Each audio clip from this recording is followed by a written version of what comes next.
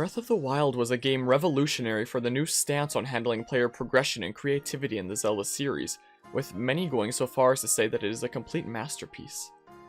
Despite everything it did right though, the game is far from flawless, enough so that I would argue that the game is absolutely not a masterpiece. For the first time in the Zelda series, Breath of the Wild presents players with a completely open world where the player can go out and do whatever it is they wish, and do events in just about any order. This means that the story and music would be handled in a new way not before seen in the Zelda series, in an attempt to account for the new open world format. This new style for story, music, and gameplay, what does it mean for Breath of the Wild in relation to the Zelda series and gaming in general? And why would I argue that it doesn't hold up to the title of masterpiece that so many would bestow this entry? We'll be discussing all that and more in this video that's become way longer than I thought it was going to be, as it's been in development for the past 2 months now. This is the most insane video editing project I've ever worked on, and has seriously screwed up my sleep schedule further than I ever thought possible, so I genuinely hope you enjoy it. Considering this is a 3-hour video, it's probably best enjoyed with breaks, so feel free to come back later whenever you'd like to hear some more of my thoughts. Don't worry, I won't go anywhere. There are 4 main sections to this discussion, as I'll be separating Breath of the Wild into the 3 aspects that I believe make up a game. So we'll be discussing story, music, gameplay, and then the experience as a whole, in that order. As well, sometimes I'll go on tangents about game design before relating Breath of the Wild back to it, such as discussing engagement in video games, or what exactly it means for a video game to be realistic towards social and cultural norms. We'll have a few tangents like this thrown in, so even if you disagree with all of my opinions presented in the video, you can still hopefully learn something new about game design along the way.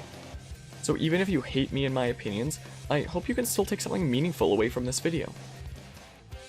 I'll link timestamps in the description for every train of thought I go down on this video, so check down below to find that. For my background, I'm currently going into my 4th year of university, where I'm pursuing a Bachelor of Science in Computing Science, while also working towards a certificate in game design, with the hope of one day becoming involved with the gaming industry. The game design tangents I go on during this discussion will often stem from what I've learned during my game design courses in university. Keep in mind that most of what's presented in this video is my own opinion. If your opinion is different from mine, that's perfectly fine.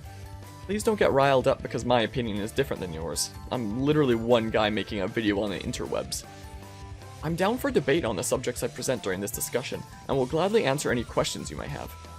The best place if you'd like to discuss or ask questions is in Discord in the description below, as I'm not always on top of the comments, but I'll certainly try my best to be. As well, I'll be using several other games as examples throughout this video, so be warned about spoilers for everything currently on screen.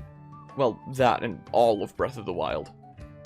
The only real major spoilers apart from Breath of the Wild are for Pokemon Mystery Dungeon 2, but it's just footage and I give a spoiler warning before that part for anyone who wants to switch tabs or look away and keep listening. I also spoil all of Chapter 1 of Xenoblade Chronicles 2 during my discussion on creating first impressions on players, but I give a spoiler warning before that as well, and it's literally just the first hour of the game anyway. If that's all alright with you, then let's get our journey underway.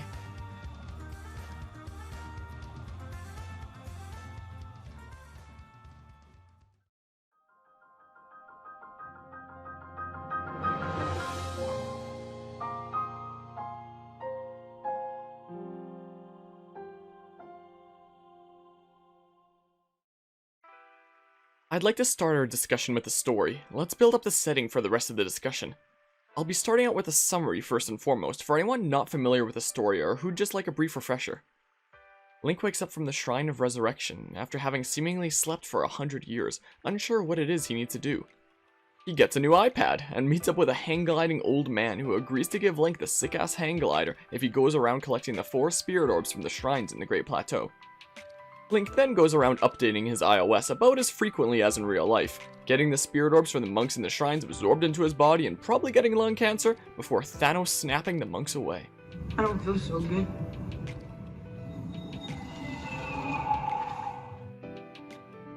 After then meeting the old man in the Temple of Time, he reveals himself to be the ghost of Christmas past, Hyrule's king, whose kingdom fell to Ganon's forces long ago. 100 years ago, they predicted the return of Ganon, because he's that asshole who always has a bone to pick. the people of Hyrule uncovered ancient weapons they decided would be worthwhile to reactivate and use as weapons against Ganon, as they were seemingly used as such in the past. The main discovery were the robots from the Incredibles and the 4 divine beasts. Each beast was assigned a champion, each representing a different race from Hyrule. Ganon, however, Grand Theft Auto'd all the weapons meant to be used against him, killed the champions, and nearly killed Link. Link was brought to the Shrine of Resurrection, while Zelda held back Ganon's full power for the past 100 years while Link slept. After hearing this story, Link is tasked with defeating Ganon, saving Zelda, and restoring the land of Hyrule, and is advised to wrest control of the divine beasts away from Ganon to use against him. While advised to go to Kakariko Village, this is where the world truly opens up, and the player can really do whatever it is they want, such as in my case, launch into the castle at the speed of sound to immediately kill Ganon after being awake for nearly 24 hours straight and only having 3 days of practice to learn how to speedrun the game to fundraise for the Stollery Children's Hospital.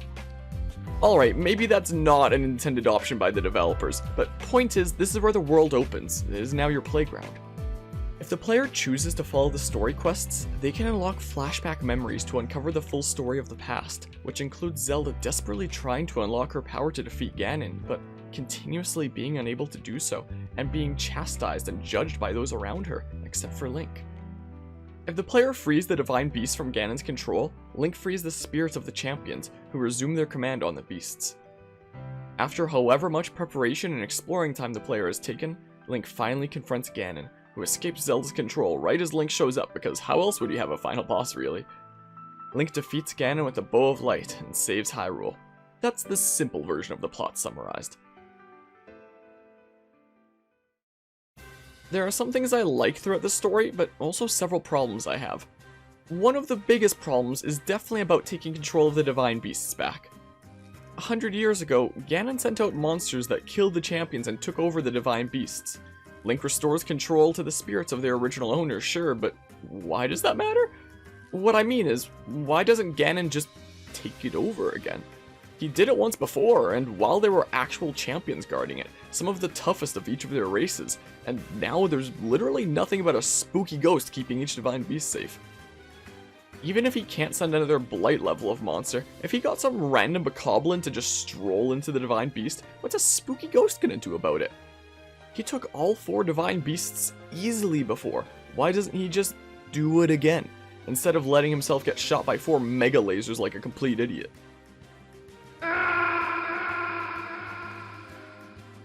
But what if Ganon was just occupied with Zelda so he couldn't send anyone?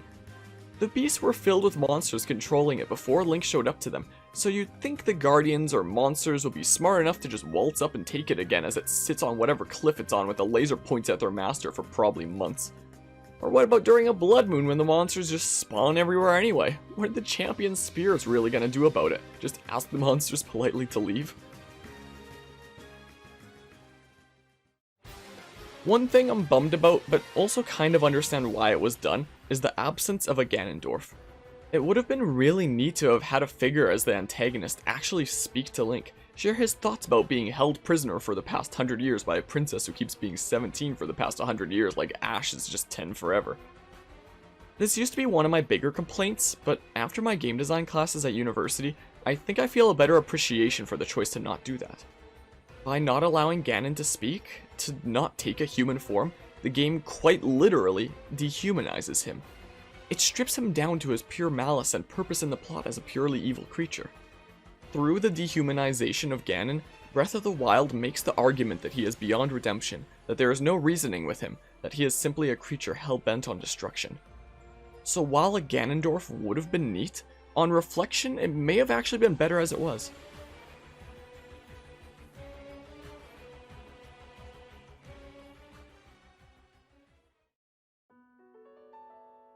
There's a few tidbits with the plot I definitely did enjoy, such as the fact that this game actually gave reasoning for Link being a silent protagonist, as revealed by some of Zelda's journal entries.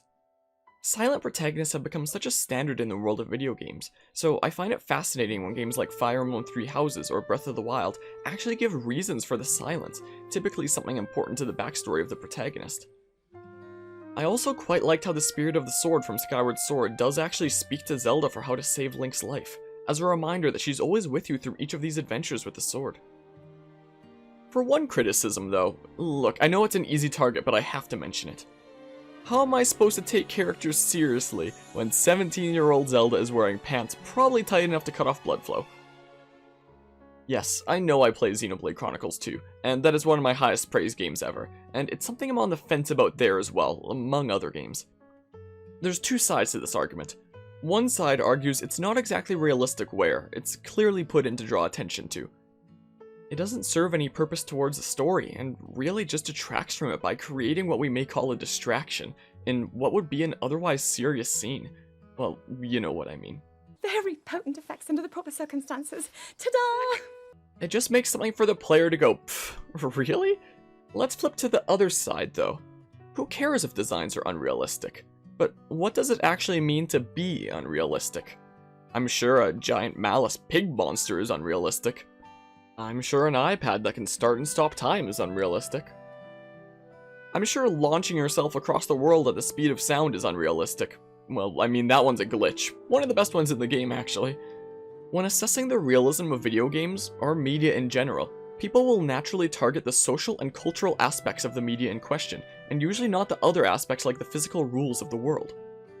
In my use of history in video games class, one of our key examples of this was Battlefield 5, where we watched a trailer and were asked to identify the main problem that people at the time had with it was. For those like me who've never touched a Battlefield game and are unsure what Battlefield 5 is, it's a shooter set during the Second World War. The problem people had with the trailer was that it depicted a woman fighting in the Second World War, with people saying that by including a woman in World War II, that Battlefield had done away with all semblance of realism. As our professor then showed us a clip of somebody climbing into the tailgunner seat of a plane as it flew by overhead, climbing through the wings and the propeller. Our professor then went on to prove that it wasn't that women did not participate in the history of World War II, it's that they were erased from it, and there did exist several platoons of women fighting in the war. Point is, when judging realism in media, people will target the social and cultural aspects of it, whether it be a woman fighting in Battlefield 5, same-sex relationships in Assassin's Creed Odyssey, or Zelda's inflatable pool floaty looking ass in Breath of the Wild, while other aspects such as the physical laws of the world or the media are typically just accepted instead of contested. In historical games such as Battlefield 5 or Assassin's Creed Odyssey, these kinds of criticisms stem from the perspective of historical accuracy, arguing that such a thing did not happen during those times, even though they actually did in both of those examples. But for a game set outside the history of our own world, why should that game follow what people expect to be cultural norms anyway? The world becomes a reflection of the art style and choices on the part of the developers for how they want their world to be shaped. Who are we to say they're not allowed to do it a certain way? For my own feelings on the matter towards character designs in Breath of the Wild, well, more like Zelda's design, I do feel it's unnecessary to have that part of her model be as much of a focus as it is. It makes it hard for me to take her character seriously. I won't say she looks unrealistic, and I just got through the argument on why that can't really be applied, but I do feel it's definitely off-putting to being able to see her character in a serious manner, but it's the developer's choice and reflection of artistic style. I'm sure it won't be the last game that makes it hard for me to take somebody seriously due to questionable design choices.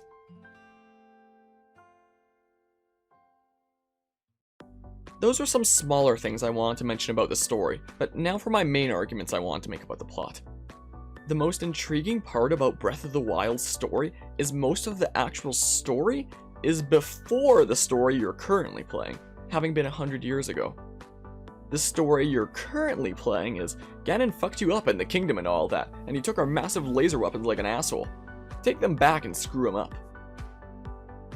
If the player doesn't follow any of the story quests, that's all the story really becomes. It is up to the player's decision how much or little of the story they'll take in, by reclaiming the divine beasts and unlocking flashbacks to build up the backstory of this world. But there's no order to the divine beasts, and the memories can be done in any order even though there is a timeline of events, and this is all a consequence of it being an open world game. Let me explain. A story, by its nature, is an order of events. First A occurs, then B occurs, then C.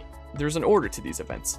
You can't open a novel, flip to a random point in the story, then flip to another random page and keep reading. Almost always it won't fit together. So when you have a game like Breath of the Wild completely open the world to you and tell you, you know what? There's event A, event B, event C. You can do whatever you'd like. of course the story would naturally fall apart to at least some degree. Stories are linear. Breath of the Wild by its nature is not linear, which results in a plot that, excluding the story before the events of the game, is abstracted down to get shooty lasers, fuck up Ganon. Non-linearity means a story finds itself cutting corners, like Zelda's been holding off Ganon for 100 years, please believe us, or you need the Bow of Light to defeat Ganon, here it is out of thin air randomly. Many problems I have with the story is because the developers had to form a story that could be experienced in whatever order due to the nature of the game itself. To me, the most important aspect of a game is the story and the music. It's what I'll think back on and be glad that I got to experience such an incredible journey. If the gameplay is good, then that's just a bonus. The strongest stories can be formed when they are linear, since that's how a story works after all, so my favorite games in general are typically linear ones.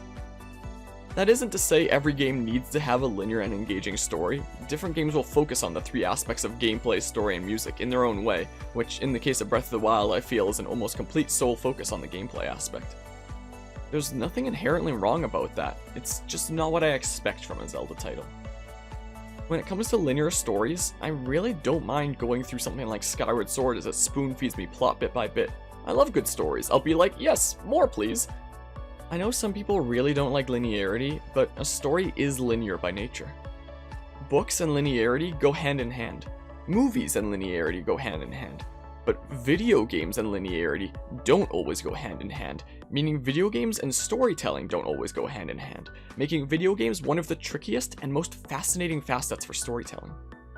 It's because of this, and because of the personal impact a video game can have over other forms of storytelling, that I feel a plot in a video game can be one of the most difficult to nail a narrative in.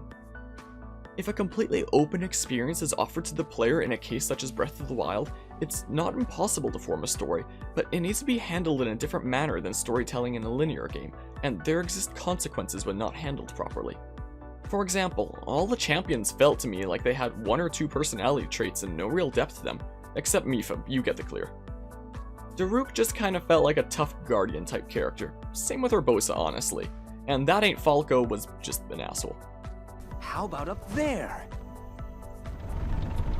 And because the Divine Beasts could be done in any order, you couldn't exactly have somebody along with you to really connect with on your adventure who's also imperative to the plot, Midna being a strong example of that. So there wound up being a companion character for each of the 4 Divine Beast quests, without having the time to really be fleshed out or really likable. Except for you, Sidon, you're literally the best.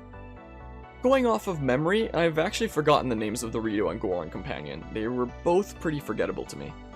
The Rito was actually pretty cool, but got so little screen time and impact that he becomes easily forgettable. I honestly don't remember what he was even doing there. It's like we met him, got some help from him, and then forgotten forever, like Absol in Pokemon Mystery Dungeon Rescue Team.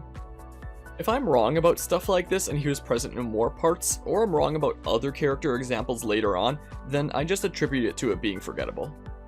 The Goron was just kinda annoying, I couldn't really like him at all. Riju was pretty neat though, and I did like her as a companion, even if it made no sense for her to carry the Thunder Helm to shield you instead of just giving you the Thunder Helm like anybody above 20 IQ would probably do. Sidon needs no words, he's just majestic. With both the champions from the past and the companions from the present, I feel like they weren't as fleshed out as much as they could be. Legend of Zelda has always had charming side characters, and this game still has some of those here and there, but I feel like for the most part the champions and companions just weren't that. Part of this is because of the format of the story. It's open world, there's no set order, and there can only be so much time for each of these side plots, so there's only so much of an opportunity to establish each of these characters, unlike characters that can continuously appear as a linear story progresses. That doesn't mean it's impossible to make these characters great, Sidon is proof of that, it just becomes a bit tricky sometimes. It can't just be so easily done in the same format as a linear Zelda game and expect it to work out for an open world Zelda game.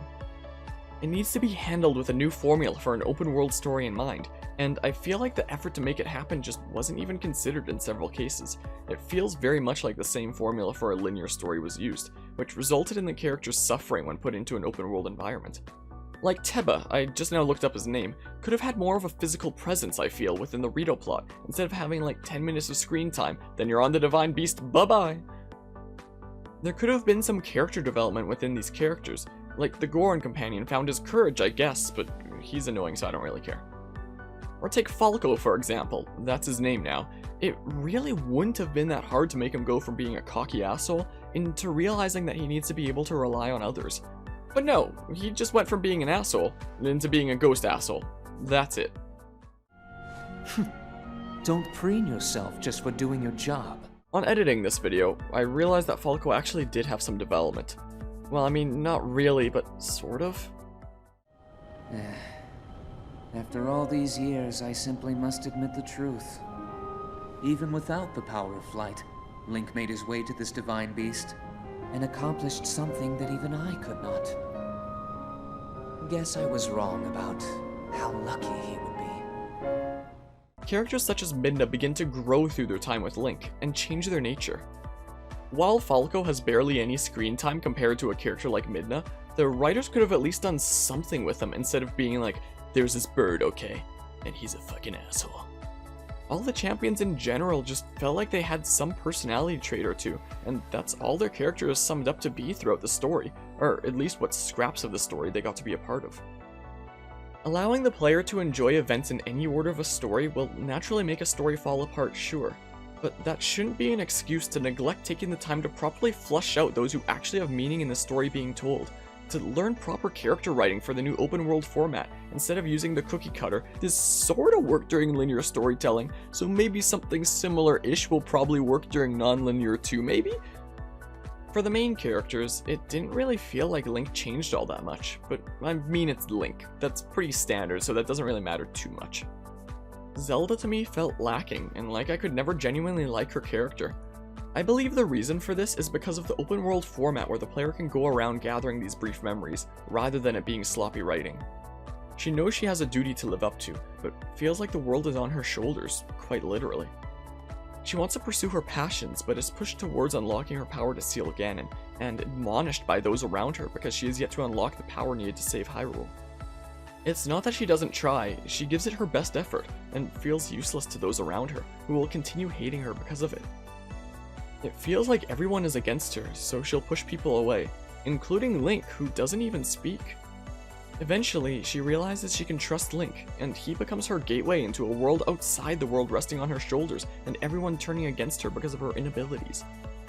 I don't think that's lazy writing to any degree, but despite that, I could never find myself genuinely connecting with her character. I think it's because of the open world and fragmented story format that needed to come with an open world adventure that made it constantly feel like something was just missing. Sure, there are some parts of the writing that I think are bad just because it wasn't written all that well with consideration to the open world style, but also some parts such as Zelda's character where I feel they were on the right track, but actually experiencing it makes it feel like it just falls apart to some degree due to the nature of the game itself. I feel like Breath of the Wild has the gameplay and the story fighting with one another in this way, each of which has the potential to be great in their own respects, but together just don't find the harmony one expects from a Zelda game. Not to be confused with Ludoharmonic Dissonance, which, for those who don't know, is when a game's story and gameplay seems to disagree with one another. Like, take this example of a game I just made up, where in the story the player's character expresses they want to help people and do the right thing. Then in gameplay you can immediately go out and start stabbing people with like a fork or some shit. I call it Forking a New Path and you can find it on Steam never. There is a conflict between the story and the gameplay of Breath of the Wild, not because they disagree with one another like Ludoharmonic Dissonance, but rather because it feels like they each have their own set of pieces to their own puzzles, but struggle to find ways to fit together when combined. It feels very much like the gameplay was the focus of the game, and then they had to find ways to make the pieces of the story somehow fit into something not befitting a story of such an open-world adventure.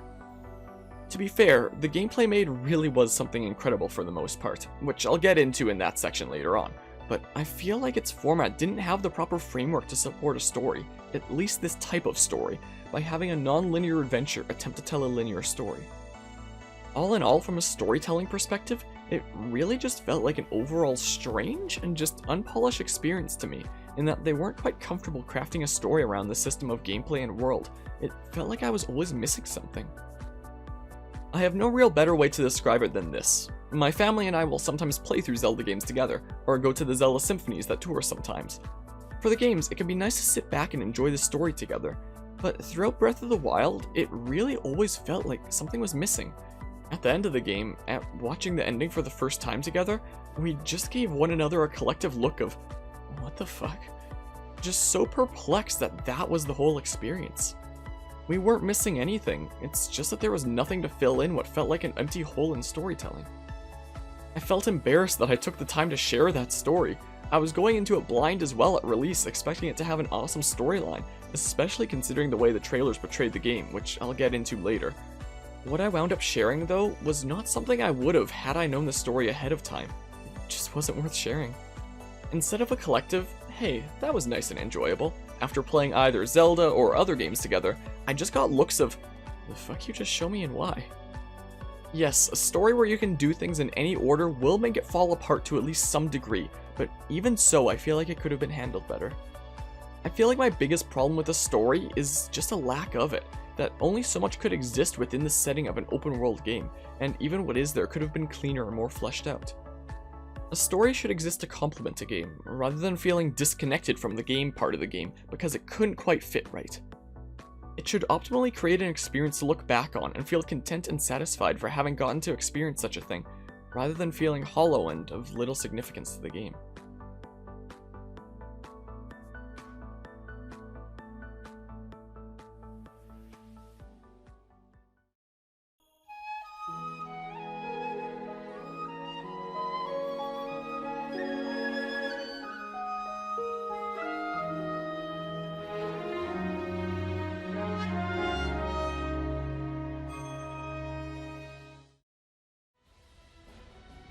Now, music is one of the most important aspects of a video game to me. When I saw the trailers for Breath of the Wild, I thought it was some of the most incredible music I'd ever heard. It just so perfectly captured the emotions it needed to, and made it feel like the music was in charge of the situation. I still to this day believe that the Breath of the Wild trailers are some of the best game trailers in the industry, but that doesn't mean it's reflective of what to actually expect from the game. I went into this game believing it would have one of the greatest game OSTs I'd ever listened to if it was anything close to the trailers, but it really wasn't even slightly close to the trailers. Before we hop into the music though, let's establish player engagement in video games. This is going to be a long tangent on game design, but believe me, I will relate it back to music and mostly the title screen, so bear with me here, and hey, you may learn something along the way. Consider the following. Most players of a game will not even finish the game after starting. This is a common occurrence for almost any video game. Let's look at Assassin's Creed Odyssey for an example, which has an achievement for finishing each of the 9 chapters of the game. The following statistics can be obtained from the Steam achievements for the PC version of the game. By the end of the first chapter of the game, you've already lost about a quarter of your player base. By the end, you've lost over 65% of those who first started. Heck, there's even an achievement called This Is Sparta in the game, which you automatically receive for completing the combat tutorial at the beginning of the game. Know how many players got that achievement? 91.1%. That means that before the first combat tutorial is even finished, nearly 10% of players already decided it wasn't worth their time. Either the game just isn't worthwhile, or maybe they'll just play it one day when they have the time, and keep telling themselves that for the next several years as the game sits untouched. Holy gorsh, losing 10% of players right at the very beginning, another 15 more before the end of the first chapter, and 65% total of players by the end? Does this just mean that Assassin's Creed Odyssey is a really bad game? No, actually, it doesn't. I can't speak to the quality of the game because I haven't actually played it yet. The Assassin's Creed series is in progress on my channel, so I'll get to it eventually, but my professor in my use of history and video games class spoke pretty highly of it, so I trust it must be pretty good. It's actually pretty standard for any game to lose most of their player base before the end. Heck, Assassin's Creed Odyssey's 34.1% is actually pretty impressive in terms of how many people stuck it out. Or take one of my favorite games of all time, which you should totally play yourself if you haven't already, it's only like $10 on Steam, called Rakuen. It's developed by the same person who did the music for Plants vs. Zombies, Laura Shigihara, and is a completely story and music-based adventure about a boy in a hospital who works towards learning the backstories of his fellow hospital mates and helping to bring them closure, and it's honestly one of the few games that's made me cry. It's one of my very favorite games, and it's only 6 to 7 hours long. Wanna know how many people finished that one? 25.4% of players. By the end, you've lost 3/4 of your players. Or take another example, this one with multiple endings, Fallout New Vegas. There are 4 endings to this game, each one with an associated achievement. These 4 ending achievements are Eureka, All or Nothing, Veni Vidi Vici, and No Gods, No Masters.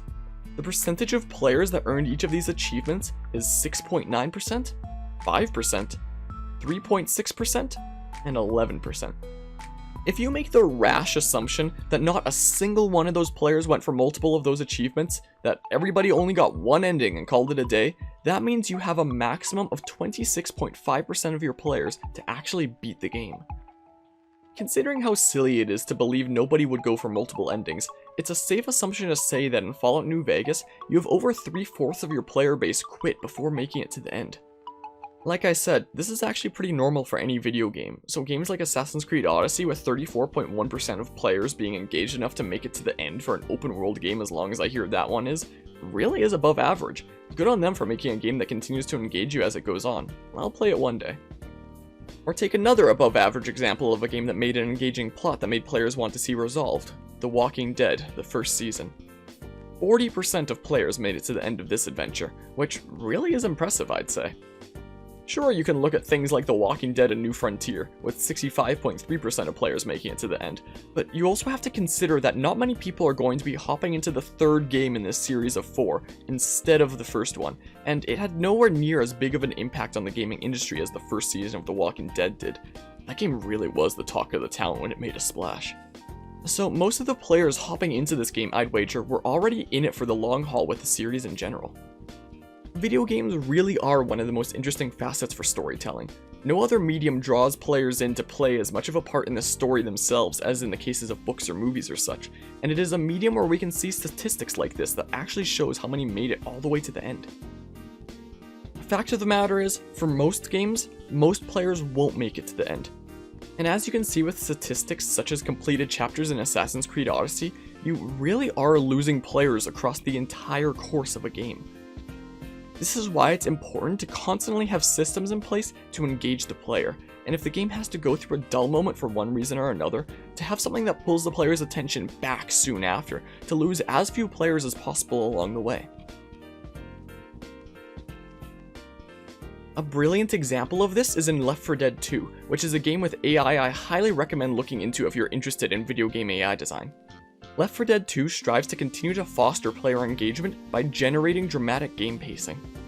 If combat is constant, then the game just gets stressful and fatiguing, you burn out so fast. But if the game has long periods of inactivity, then it's just boring. So what the algorithm does is it estimates the emotional intensity of each survivor and sums it up to obtain the max survivor intensity. Survivor intensity will increase when a survivor is injured or incapacitated or such, and survivor intensity decays when infected or killed. At least that's the simple version. It then uses the sum of the survivor intensity to determine how the game will go. If the emotional intensity is determined to be too high, the game will give players a break for a while by removing major threats. Otherwise, if the emotional intensity is not yet at that threshold, populate the area with enemies. In this way, the calculated player/survivor emotional intensity is what modulates the infected population and creates a system that serves to engage the player while avoiding burnout or boredom in the process. It is very important in game design to implement strategies into player engagement for this same purpose, keeping up the percentage of those who actually make it all the way to the end of your game as much as you can. What does this have to do with music though? Or as I mentioned before this little lesson on game design, the title screen. Well, music is one of the key factors in building the world around you and helping to build an engaging experience, whether it be having an incredible environment with beautiful music to accompany it that makes you say, wow, this is absolutely incredible.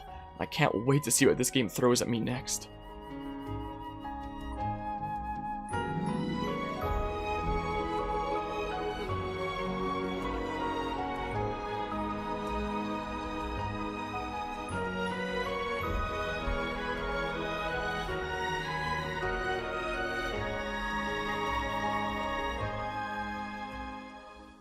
Or some absolutely epic battle music that makes you say, well, it actually makes you too stunned with how epic it is to say anything, honestly.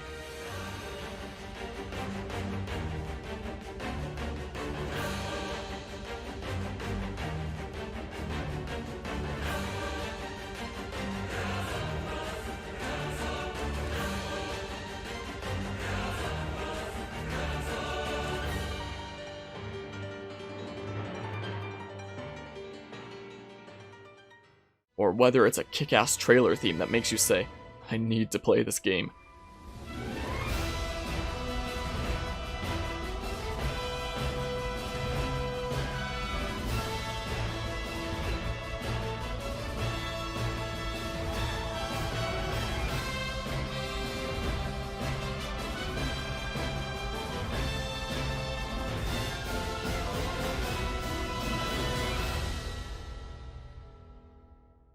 Music is one of the most useful tools for player engagement, and one of the most important places to showcase music is on the title screen. Why? Remember how Assassin's Creed Odyssey lost 10% of its player base before even completing the combat tutorial? Or let's look at Fallout New Vegas again, for example. 7% of players gone before even creating their character at the very beginning of the game. And over 50% of players gone before even completing the unskippable tutorial quest at the beginning of the game. The first impression a game makes on a player is the most important, because it's what determines whether the player decides the game is worth their time, or whether they just wasted their money and it should now collect dust or be sold off, or be put on the back burner basically forever. After the combat tutorial for Assassin's Creed Odyssey, you've got 90% of players left you've got to convince to stick around, and by the end you've got 35% of players left to convince to stick around. So the earlier on it is, the more important engagement becomes, because that's when you have the most attention. You want your viewership / player base to lessen as little as possible as it goes on. Like, I'm sure I'm not doing a good job with that in this music discussion by talking for so long about something that isn't music. You need to convince players early on that this is an adventure worth sticking out. Take Xenoblade Chronicles 2 for example. Spoilers for the first chapter of that game.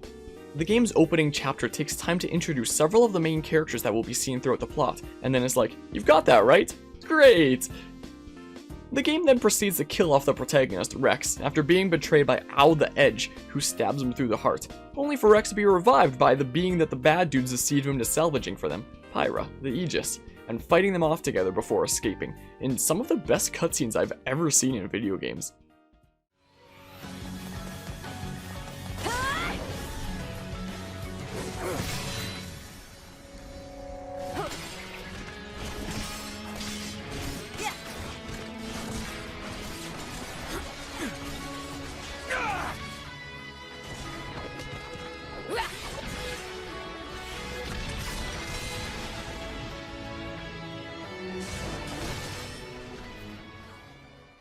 This is probably the greatest introduction chapter I have ever seen in any video game.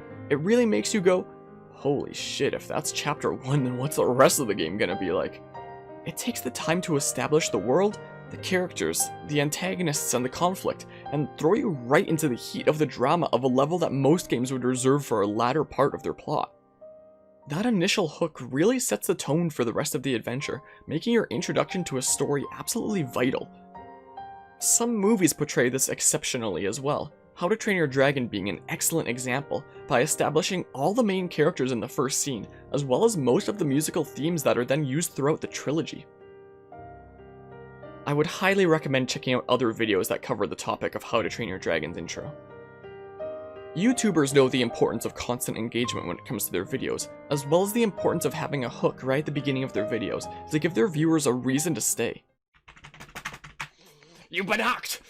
People really can click off a video at any time, so you need to make sure you don't have dull moments for too long. Hey, I see you. Stay away from that XOK. Don't hit it. Keep watching the video. Even when trying your best though, there will always be times that people click off. Almost everybody who clicks a video won't make it to the end, similar to video games. YouTubers who understand the platform and the importance of having a hook at the beginning will always start out strong. Throw what's best at the viewer first before getting into the story of the video. This is exactly what Xenoblade Chronicles 2 does through its intro. It throws you right into scenes so spicy it feels like it could be the epic finale to countless other games. Or take Astral Chain for example. It establishes some characters and rules of the world, and then the moment you meet your actual character, it transitions from cutscene to gameplay, and you're like, wait, it's gameplay right now? As you're on your way to kick the ass of some baddies before you even know any of the controls. A game has two main first impression opportunities. The title screen, followed by the first chapter, the first episode, the tutorials, or whatever you want to call the opening. In the case of Assassin's Creed Odyssey, this is where nearly 10% and then 25% total of their player base was already lost. So it is vital to have a title screen and an opening sequence that serve to prove to the player that this is an experience worth their time, so as to reduce as much as possible how many players drop the game early on. The opening sequence is where you establish the characters, the setting and the world, the gameplay, but the title screen is where you set the tone. We'll be talking about the opening sequence later in this discussion during the gameplay section. But what is it that the title screen shows, and what feelings does the title screen music evoke in the player? Let's look at some title screen examples with what tones they set. Octopath Traveler is a game based around classic RPGs with elements of modern gaming mixed in, so it sports a title screen that aims to fit the tone of "let's go on an adventure" in classic RPG fashion tone-wise, while still feeling like something fresh and new.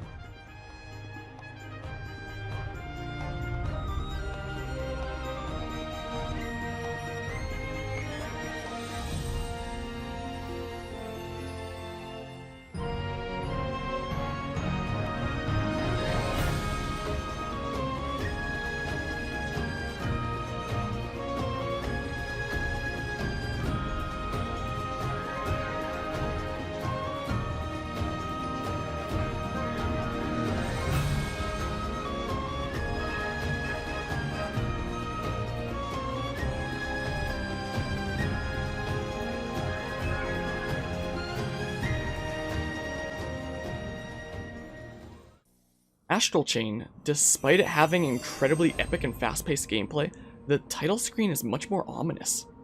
There is a bustling city in the distance, but the bridge nearby is damaged, and the walls around the outside do make it feel post-apocalyptic. There's a gentle breeze, calm for now, but ominous sounds that signify there is something much more looming going on here.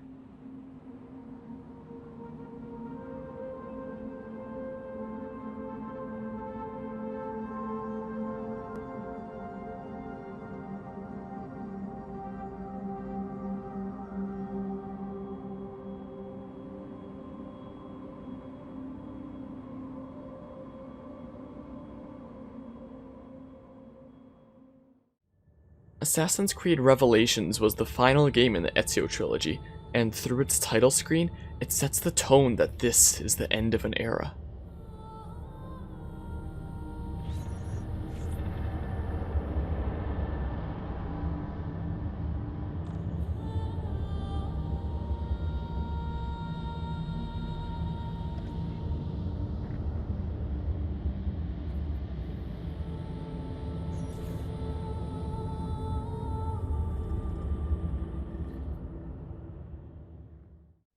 Or take what I would argue is the best example of a title screen, Xenoblade Chronicles.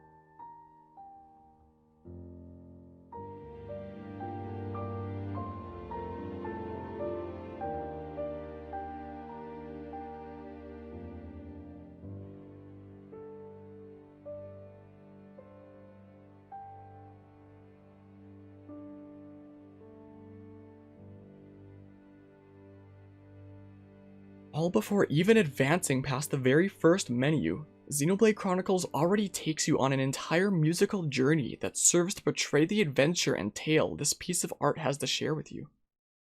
This is the power a title screen has the potential to have, to set the tone and feel of the experience about to be had, to invoke feelings of how one should view this world, to take you on a complete musical journey that symbolically represents a story one is about to experience, or countless other possibilities. It truly is an understatement to say that the title screen is of little to no importance to a video game. So, what kind of music does Breath of the Wild showcase on its title screen, and what kind of tone does it set?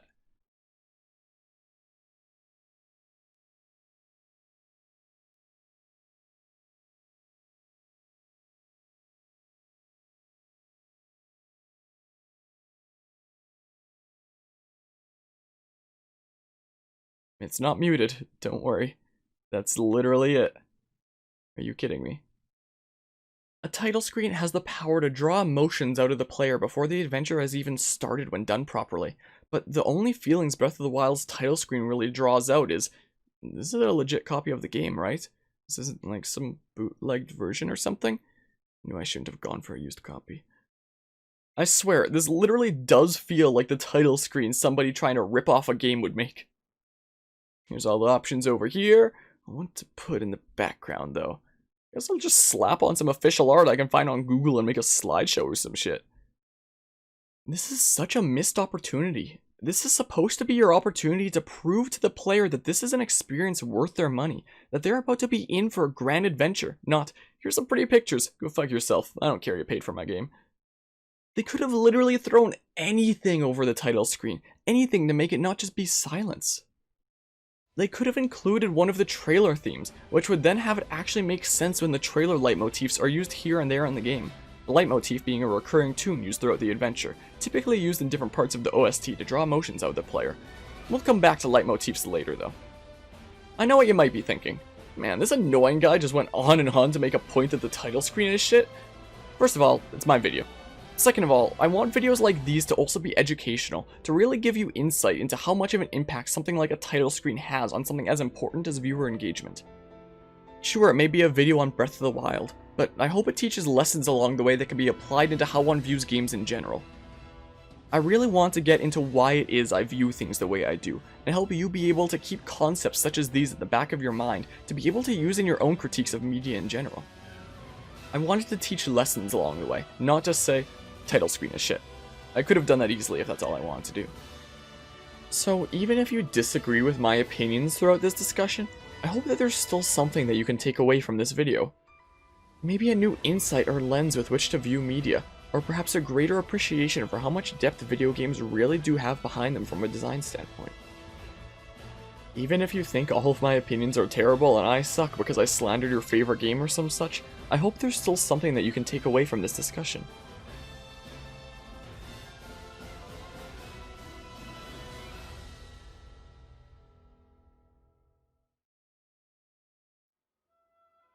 Alright, let's hop into the music properly. Now, this is where this section stops being as factual and backed by evidence, and becomes more of my opinion. If my opinion offends you, just remember that it's my opinion, you're free to enjoy whatever you like. Don't get riled up by one guy making a video. Let's start with the overworld themes. While previous Zelda games have boasted active soundtracks that really build up the adventure ahead, Breath of the Wild takes a step back and lets the world take over.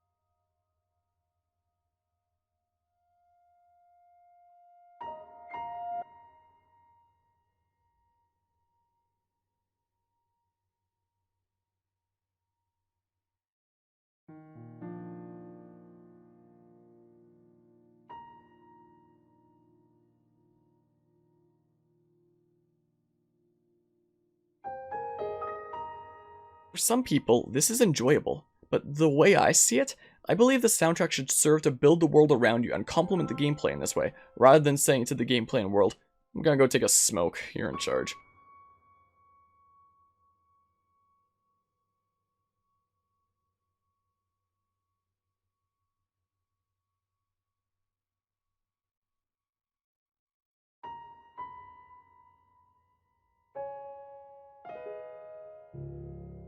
The overworld music steps so far away that you've typically only got some notes every couple seconds, which I personally feel is too far of a step back. To me, it sounds like somebody playing piano for the first time. Maybe some instructions in front of them like, here's some notes you can play together to sound nice, and they do them one at a time as they're getting used to the keys. Let's get this straight, my problem with the soundtrack is not that it isn't in the style of classic Zelda games, where it's in your face and adventurous, maybe even intense in some cases. In fact, I feel like that style of music really wouldn't work here. It worked for small environments of a linear story you're racing across the field in, but really wouldn't work in a game where you're just fucking around, maybe sneaking into a camp here or there, running from some bees, hunting or foraging the surroundings, cooking with Chef Link, or trying to launch yourself at a tree or something.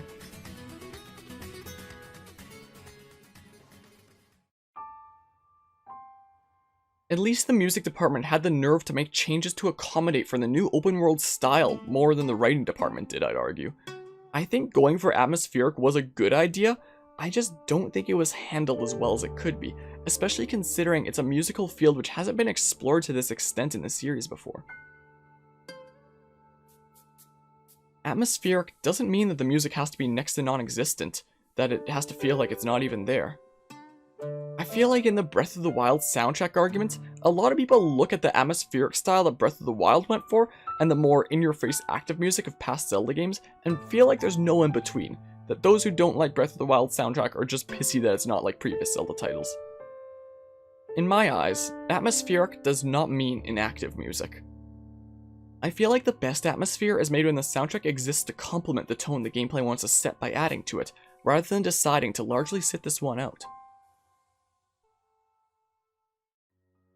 The best atmospheric soundtrack is one where you can imagine an area without needing to physically see the environment at all, having the music be relaxing but still powerful enough to paint a picture for you all on its own.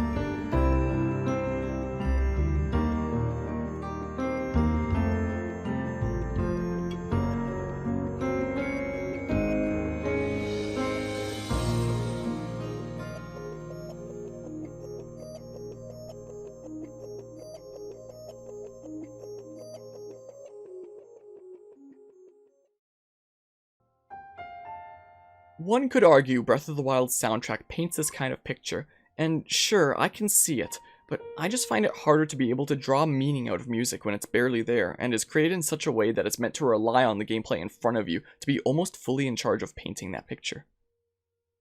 I know there's more to this soundtrack than meets the eye, go see 8-Bit Music Theory for that, but it's something I can't find myself getting behind when I don't feel like the gameplay and the music are on equal footing with one another. I feel like the gameplay and the music should go hand in hand, both playing an equal part in creating the environment not only with the player's eyes, but with their ears as well, rather than leaving one to completely take over while the other adds tiny bits and pieces here and there.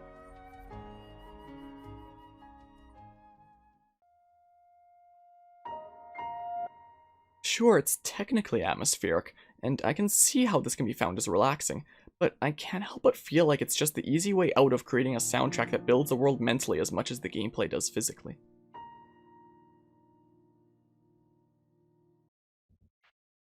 For the battle themes, I just kind of felt like they were par. They fit what they had to, but didn't really do anything else, never stood out in any way, and were never really all that memorable.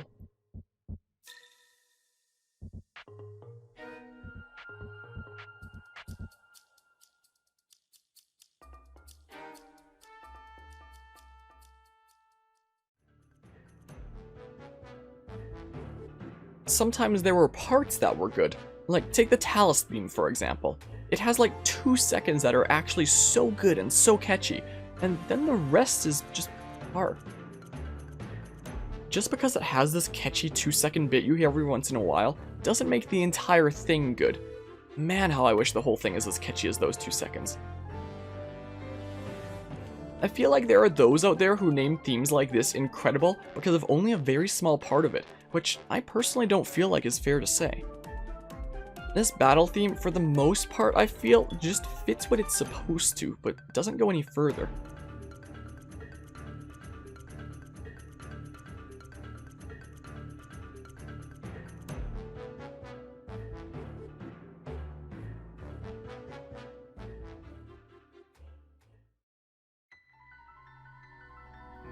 For a theme that does really crank it up though, the Guardian Battle theme. For the tone that it has to set when it comes on in game, it just perfectly matches what it needs to. Sure, themes like the Talus battle are fitting for fighting a stone monster guy, but I feel like the Guardian theme really just strikes what it really needs to a T. Not only does it sound right for the circumstance, but it also captures you emotionally with the feeling of, oh shit, oh shit, oh shit, oh shit. It's something for you to hear come on in the middle of gameplay to strike sudden panic into your heart, and I feel like it nails it.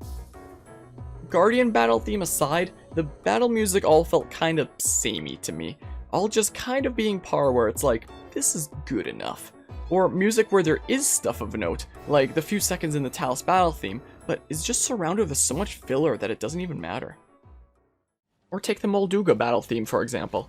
It picks up to actually be pretty spicy, but only for certain parts of the fight, which you may only just barely even be able to enjoy depending on how the fight goes.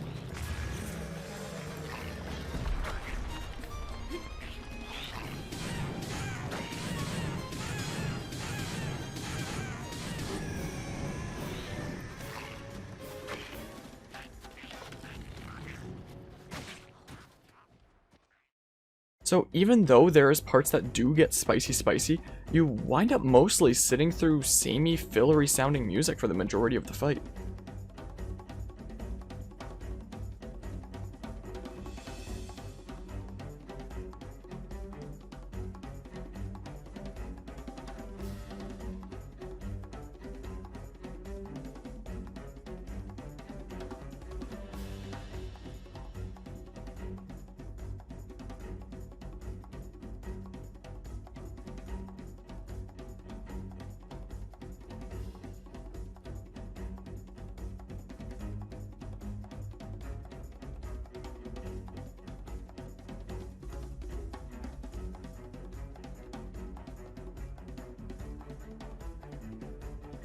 I feel like the battle themes all just kind of blend together in this way, and serve to really undershadow the parts that are actually good, like Talus getting catchy as heck for like 2 seconds, or Molduga getting super spicy, because it's too surrounded by pure filler that's just good enough, instead of taking the music further, or at least having a focus on what does go above par, I'd argue.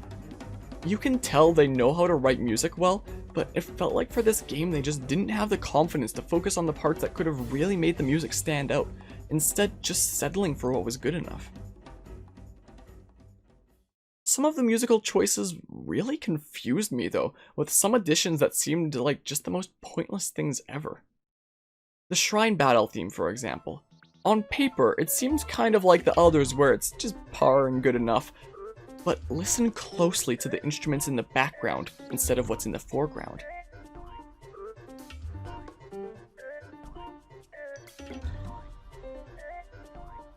There's literally a boing sound. Why is this here? What purpose does it serve?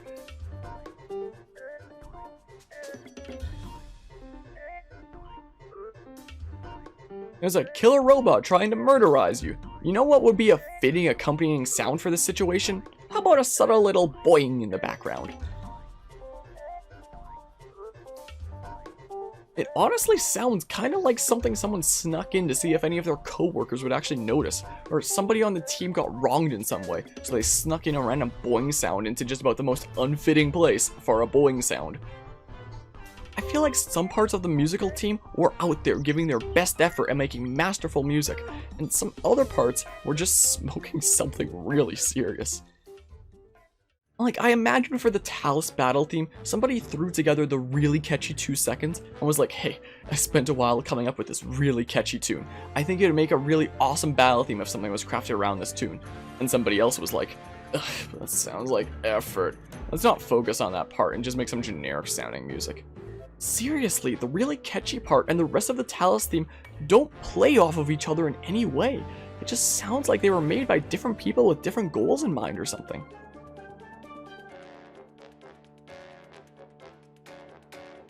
I feel like a lot of the problems I have with the game is various aspects of the game feel like they're fighting other aspects, or even themselves.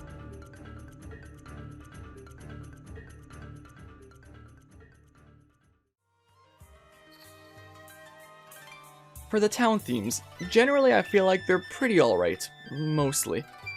For Kakariko Village, I feel like it could be more toned down and relaxing. Sometimes to me it felt a little obnoxious, or like I should expect some shit to go down real fast in the village.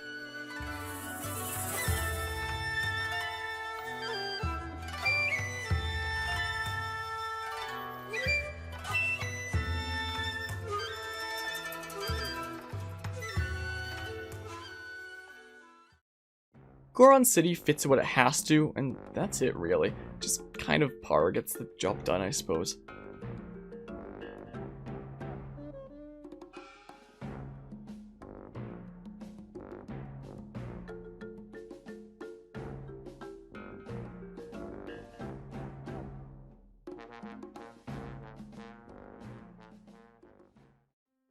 Rito Village though, whoo boy.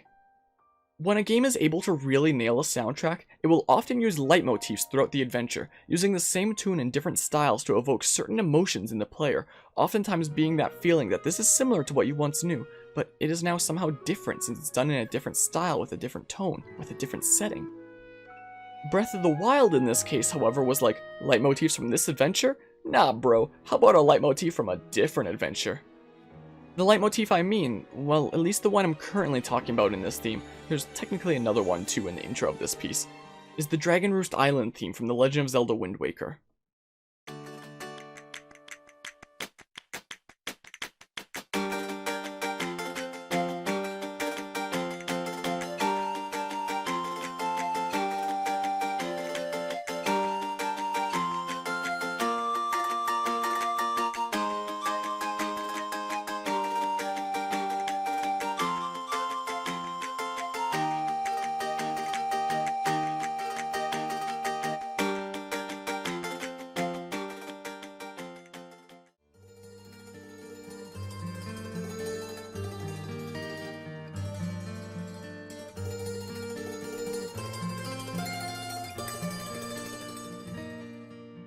To those who've played Wind Waker, instead of evoking that this adventure has changed by using a leitmotif from earlier in this adventure, it evokes nostalgia for an adventure long past, and the feeling, times have changed, this is a new journey now, a new era.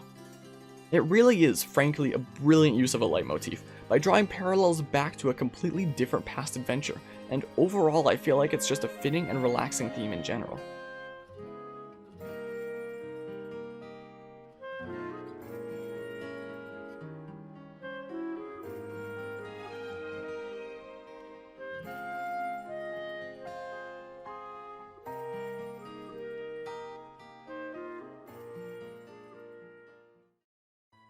Zora's Domain does something similar by taking inspiration from Ocarina of Time Zora's Domain, while being overall pretty relaxing and fitting a watery area.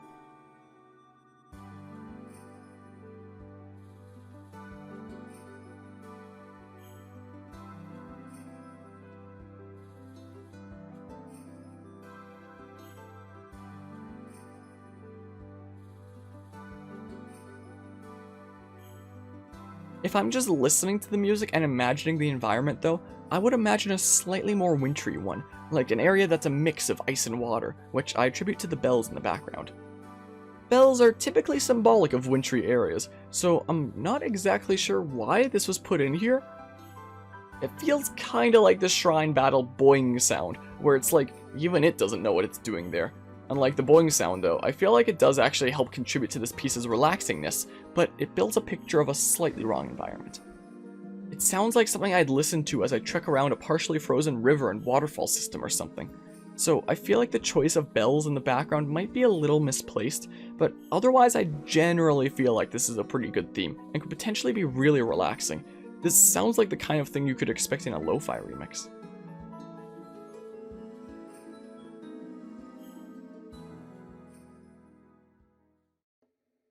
For some other town themes, Lurelin Village is pretty decent, honestly.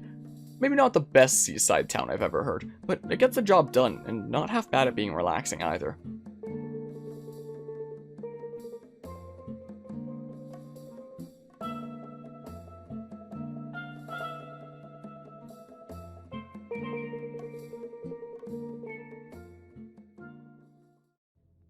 I feel like probably my favorite original town theme is Hateno Village. By original, I mean something newly introduced in this world, unlike something like the Rito or Zora's areas, where they could play off of themes established in previous games. So by original, I mean something that they had to start from scratch from musically. This is one of the themes of the game that not only fits what it has to, but goes beyond just that to create something genuinely enjoyable to listen to.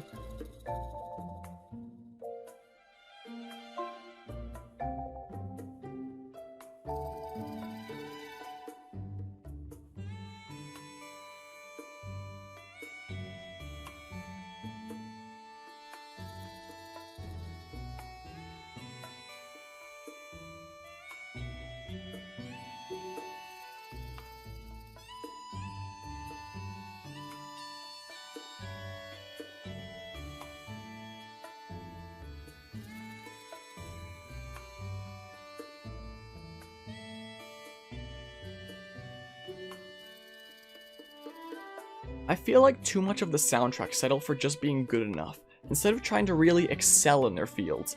I feel like themes like Hateno Village, Rito Village, or Zora's Domain have been able to mostly achieve excelling in their fields though. Zora's slightly off environment building does bug me a little bit though.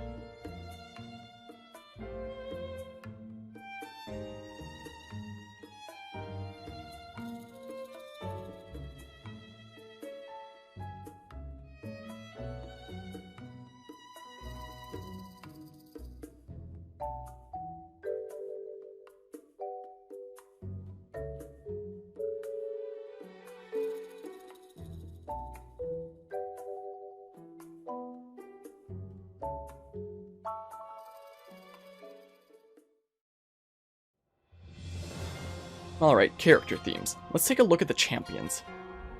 Urbosa was one of those themes that just kind of felt like it fit what it had to, and they've settled on that.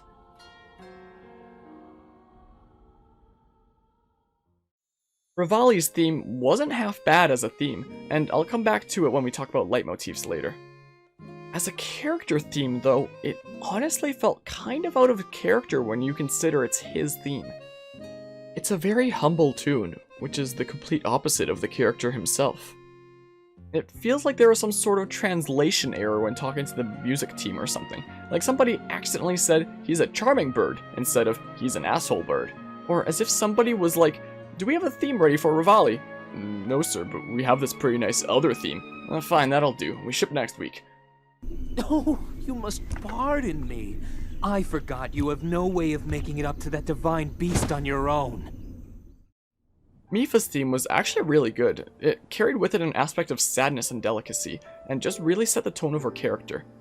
Happy to support from the sidelines, even being subjected to the not-so-nice fate of being a spooky ghost.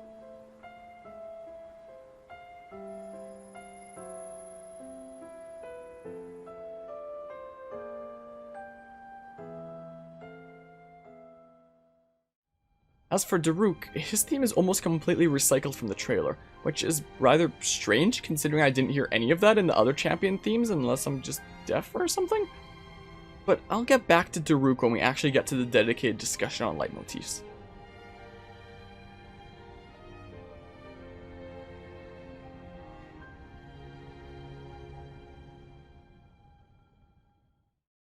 As for the companions, Teba's theme is literally only 20 seconds. What the heck? It uses the same leitmotif as Rivali's theme, but it really feels like Rivali's theme was created for Teba, and then they were like, this doesn't really fit Rivali, but let's shoehorn it in anyway so we can get some leitmotif stuff going.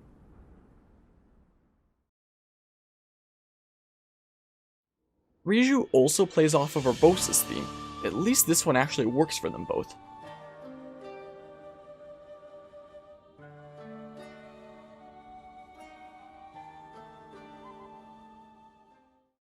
Yunobo's theme is just like, you know what guys, let's make a character the player can hate. And hate him I did.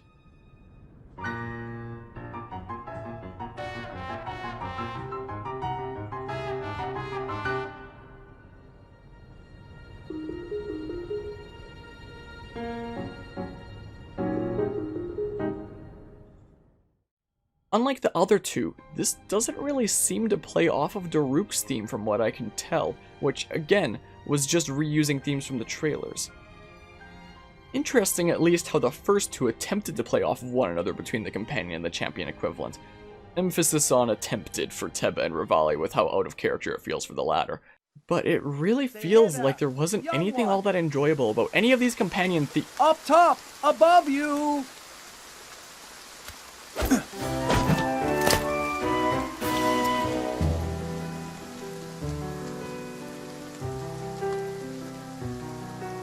Pardon the entrance, but you're a Hylian, aren't you? I was hoping perhaps you'd have a moment to talk.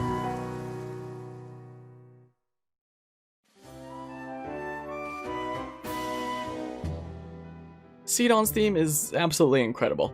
It just so perfectly captures his character, I feel. Honestly, one of the best themes in the game. Like the first two, this one also gets inspiration from the equivalent champion theme if you listen closely. But then it makes me really wonder, what the heck is up with this weird inconsistency? 3 of the champion companion pairs have leitmotif musical connections to one another, but none for Yunobo and Daruk? Am I just deaf and can't hear it? Or were the developers really just like, you know what? Fuck Yunobo, am I right, guys? Breath of the Wild does have some jammers in there, but there's just this weird inconsistency when it comes to so much of the music that it really sometimes makes me wonder what they were even smoking over there in the studios. Whether it be the Talus theme saying, I'm an absolute jammer. Ha! No I'm not! Get pregnant, nerd! Look, there's the camera!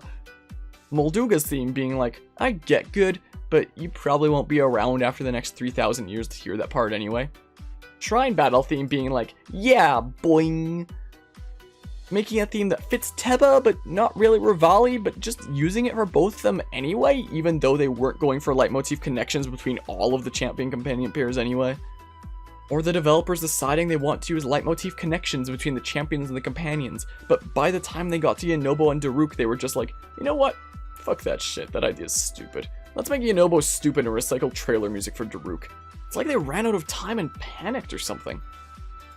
Like, if they didn't bother going through with leitmotif connections for all 4 character sets anyway, why wouldn't they even bother just giving Rivali's theme directly to Teba to have, and creating a new theme for Rivali that fits him better if you're not committing to champion and companion musical connections anyway? It really does feel like this game is just fighting itself a lot of the time.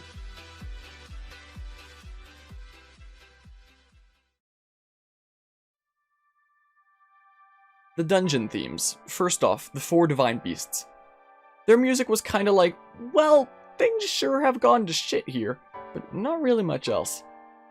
It really felt like one of those situations where it was settled to just go for what works rather than taking the soundtrack further, just settling for what's par. Like, imagine if these divine beast themes had an aspect of sadness to them, like a reminder. Remember what they once were? Look at what's become of it now. I feel like a lot of the soundtrack just settles for being fitting enough without having the courage to try anything spicier. The final dungeon of the game, Hyrule Castle, or, also the first dungeon depending on how you play. This theme is praised as one of the shiny examples of the Breath of the Wild soundtrack, I feel like, but I'm not actually certain why, honestly. It gives a feeling of foreboding, like you're up against this menacing, evil-ridden castle, but that's all it does. It doesn't take it any further. Like, why doesn't it have an aspect of sadness to it that the player should ideally feel through the music? A sadness at what has happened to this place. This once great kingdom, fallen and brought to ruin. There's no aspect in the music of, what has happened here? How could this have happened? There's no aspect of epicness, like this is the finale of your journey and you're approaching the strongest foe who threatens all of Hyrule. Sure, Hyrule Castle theme fits what it needs to as a foreboding evil castle looming over you, but that's just its job as a soundtrack. It didn't bother to do anything extra. I feel like one of the reasons this theme is praised so highly is because of the blandness of, say, the Divine Beast themes, or a lot of the other Zelda dungeon themes, honestly. Yeah, it does fit what feeling it has to better than those. I don't think that means it did an exceptional job. I just feel like Hyrule Castle's theme did its job, and that's it. And that it appears much better than it is because it's compared to things that are below average soundtrack-wise, I'd argue. Like, the Divine Beast themes are kinda eh, and I feel like previous Zelda dungeon themes kinda blend together and are forgettable, with some exceptions like some of the Link's Awakening dungeons, for example. There's some serious jammers in there. What are some examples of Final Dungeon approaching the end themes that actually do take it further, though? Take Xenoblade Chronicles, for example. The final dungeon theme of this game not only feels like there is a foreboding challenge looming ahead of you like Hyrule Castle, but also feels like this is the culmination of your adventure. Prepare for the epic finale as you prep yourself to face the final boss.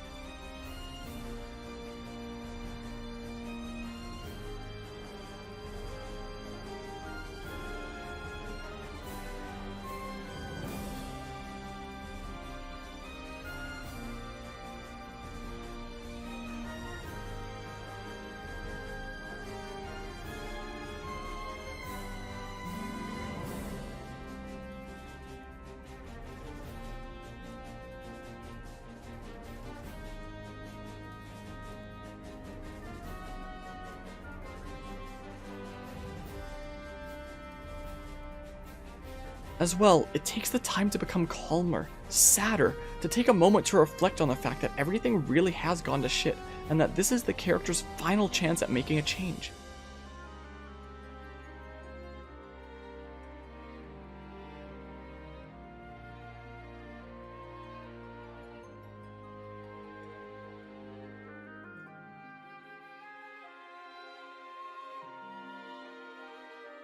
After this brief break, it comes right back into the epicness. Hard.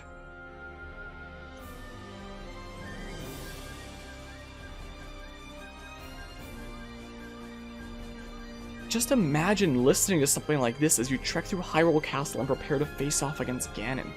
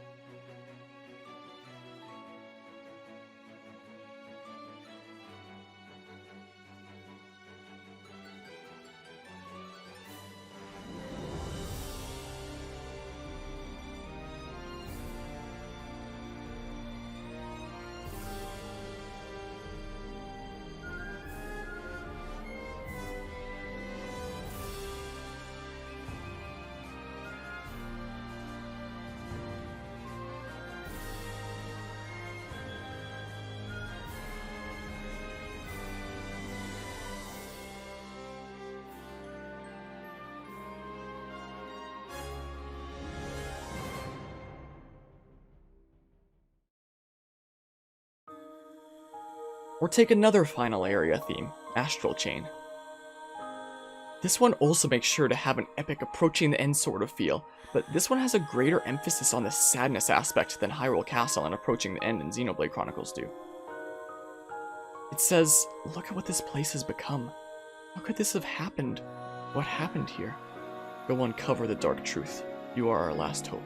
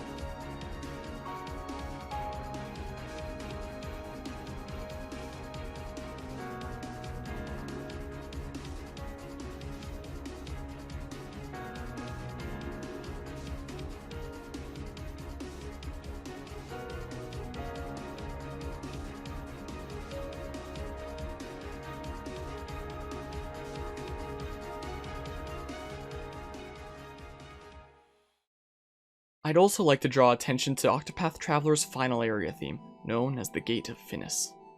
You cannot leave this place once you've entered. The true final boss lies at the end. If you're here, either you defeat him or die trying. To reach the final boss, you must defeat shadowy versions of past foes, after each of which you learn more about the lore of this world, some of which becomes rather dark. This is the final set of trials, and along the way you uncover the dark truth of the world you have existed in all this time. These 8 separate stories, they've been connected all along, and it's all been building up to this end. The music, it brings in a sense of not just foreboding for the end, it feels like you are uncovering dark mysteries, and the music expresses the sadness and now knowing the dark history that has led up to this point. You're putting little bits of disconnected lore together, figuring out how it all makes sense in the big picture, as the picture in your mind gets clearer and clearer as you trek through the Gate of Finis. The background part of the music with the repeated tune, it sounds fragmented by the way it goes up the notes before suddenly hopping down again, but despite the fragmented feel, it still comes together to form a coherent and downright ominous tune. The background tune seems like something that would have no rhyme or reason to it, but works out all the same. While in the foreground, you've typically only got a few notes playing at a time, with these pauses in between, as if you're only getting part of the music at a time. Like the background, it is fragmented, albeit in a different way. All in all, this theme is not all that dissimilar from how you as the player are receiving fragmented bits of lore, meaningless on their own, but together form not only a coherent, but rather dark and ominous picture of the world this game takes place in.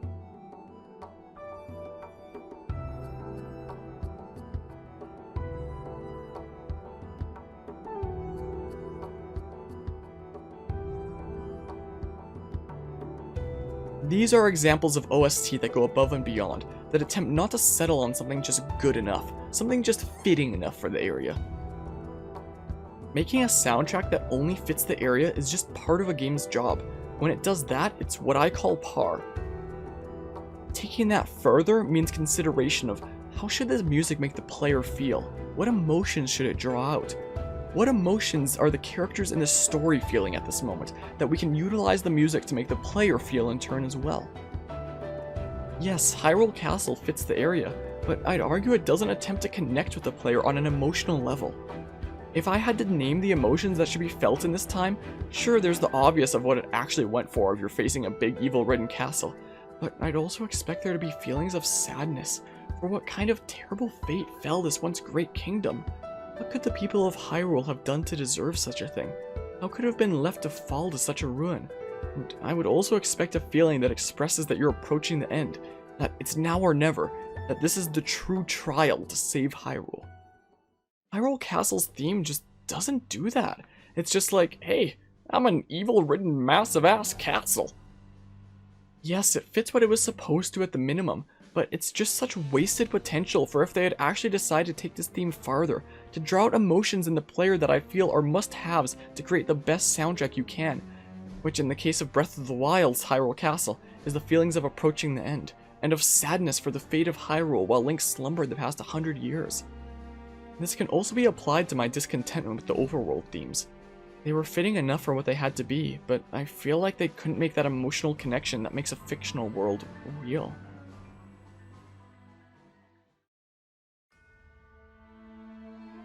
Calamity Ganon, the foe you've been preparing during the entire time you're in Hyrule for, whether that time be 30 hours or 30 minutes. You start the fight, and the final boss music is... well, basically it's like, hey, you're fighting a big bad. No epic conclusion or anything like that thrown in. Just, here's an evil dude in front of you, fuck him up. This is just the first phase, though. First 2 phases? Because halfway through fighting him, he becomes hella pissed and is now like, counter me or die! After Calamity Ganon has been defeated, you now face Dark Beast Ganon, an evil so dark that it is rendered as null Ganon's ability to aim his literal only attack. It starts out as you're facing a big bad, best watch out, and then it just explodes into a full orchestra that's meant to signify the culmination of your adventure.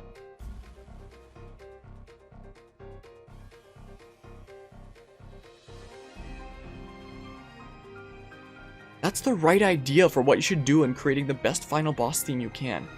Heck, this theme even pulls off a key change later on, which is an awesome way to bring your final boss theme up in intensity for free partway through. It's like, oh shit, I thought it was for real before, but now it's really for real. A well-executed key change like this one really does incredible work in making the experience just feel completely epic, for lack of a better word. But I have a few massive problems with this final boss theme that really prevents it from shining through for me. I have 3 main problems with this theme. One is directly about the theme, one is about the theme with reference to the actual final boss, and the last is how the theme relates to the rest of the game. Let's go in order, shall we? Let's start with the problem I have with the theme itself. My problem with the theme itself is the piano in the background. Let's face it, the foreground part of this theme is legendary. The way the orchestra just comes together with this epic finale of a theme, it really is breathtaking. Or at least it would be, if there wasn't some dude having a seizure on the piano in the background. If you listen close, there are times the background piano literally isn't even in time with the foreground orchestra. Like, how do you mess up that hard? I understand the desire to have a background bit that sounds random, sporadic, like you're facing off against this complete mess of malice and hate that seeks to bring ruin to the world. But there exist ways to have that feeling of random, sporadic, or even fragmented music. Listen back to the Gate of Finis example from Octopath Traveler earlier. Sure, it's a very different theme, since it goes for ominous, and Breath of the Wild's final boss theme goes for the feel of epic finale, but I feel like it can still illustrate my example of having that random fragmented feel to a musical theme. The background theme goes up the notes before rapidly jumping down again, or even taking some breaks here and there, to give that feeling of random and fragmented, but despite that, it doesn't stray too far from the foreground themes.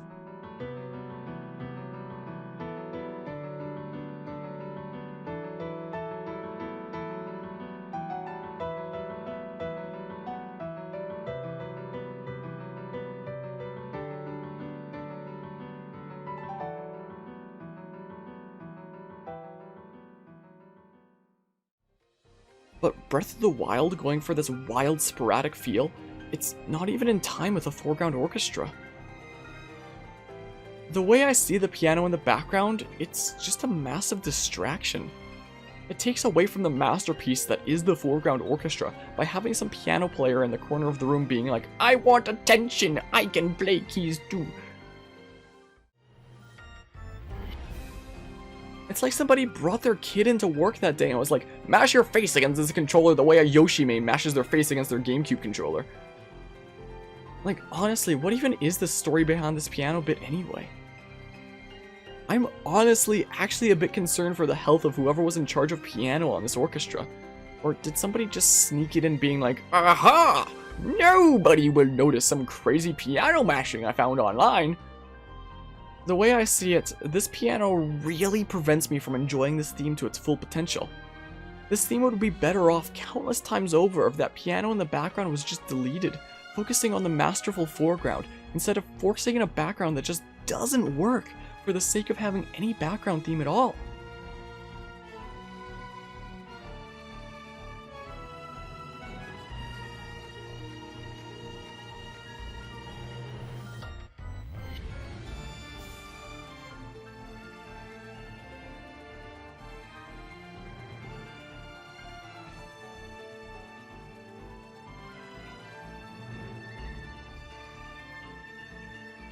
That's the thing about what's in the background for musical themes. If you can pull it off and it works, go for it. The music will be way better off for it. But if you can't pull it off, don't force something in that doesn't fit, because it just makes the whole thing fall apart.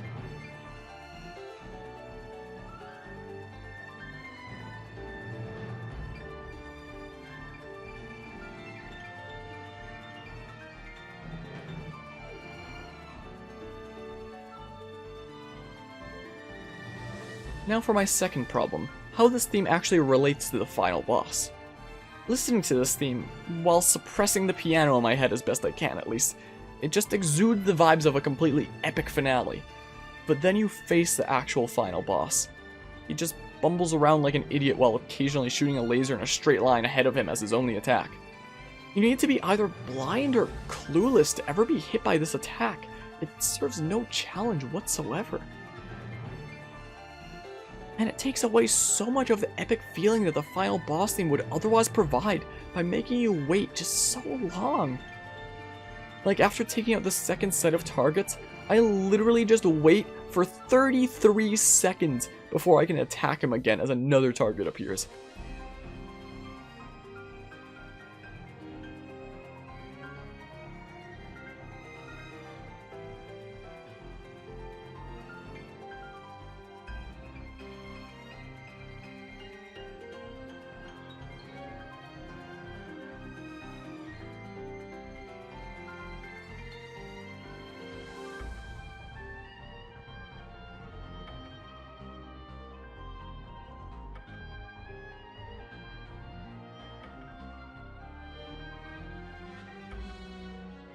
This final boss is almost completely waiting around while moving at least the 1 km/h required to dodge his one attack.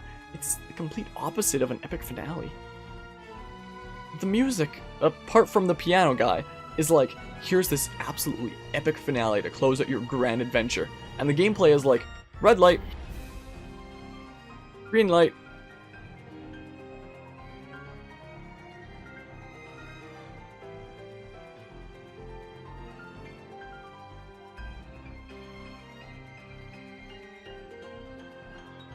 red light.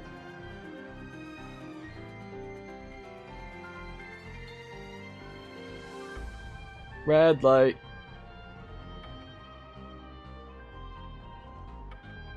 Red light.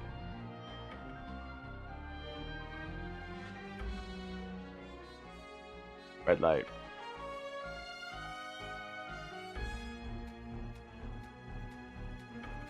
Red light. Green light.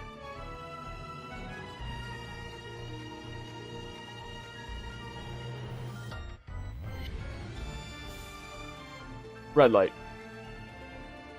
And all you do during the brief time you even get to play the video game is basically break the targets. Ready? Go!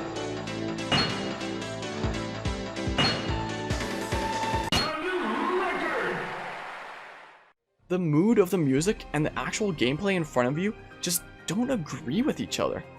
Wait, aspects not agreeing with one another. Ludoharmonic Dissonance is when the game's story and gameplay seem to disagree with one another, like a character doing something in gameplay that goes against their character in the story. Ludo comes from ludology, the study of games. Narrative is for the story being told, and dissonance for what difference there exists. Does that mean that this final boss theme has Ludoharmonic Dissonance? Is that a term? Let's roll with it anyway. The final boss theme does not agree with the gameplay of the final boss. While the music describes a completely epic finale, the gameplay showcases well, a big pig who can't aim, who you have to wait intervals of over half a minute between times you can shoot him a few times. And thus, the final boss of Breath of the Wild suffers from Ludoharmonic Dissonance, a disagreement between the music and the gameplay. The aspect where the fault lies is in the gameplay. Apart from the piano guy having an aneurysm, the music was right in its focus on creating an absolutely epic finale. A final boss should feel like that. It's like in developing the final boss, somebody was like, alright, we need an absolutely epic finale. What have you all come up with? And the music department, everybody's super excited and are like, okay, we've thrown together something really special for you that should make an absolutely epic finale. Except for the one piano playing guy in the back with his head down and an expression of, what the fuck have I done? And then in the gameplay department, they're like, oh shit, you wanted epic? We thought you said derpy. Well, we figured out how to make him shoot a laser.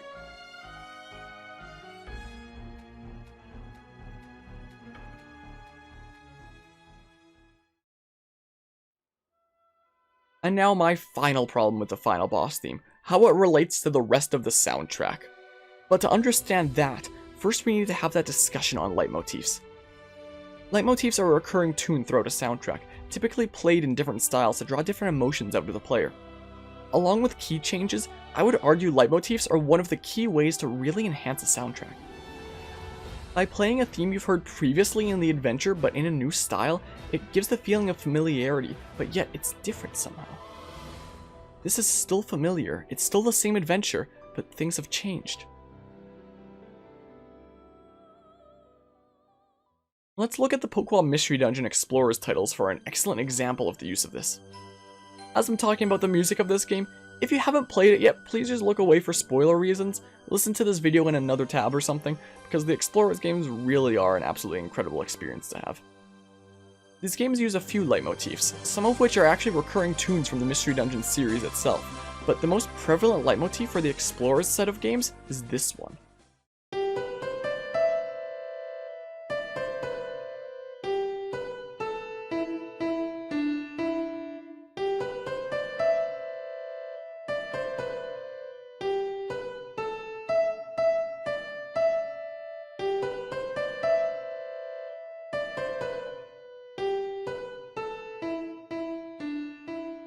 This tune is used throughout the entire story, whether it be used to simulate mystery, sadness, adventure, approaching the end, or an epic finale.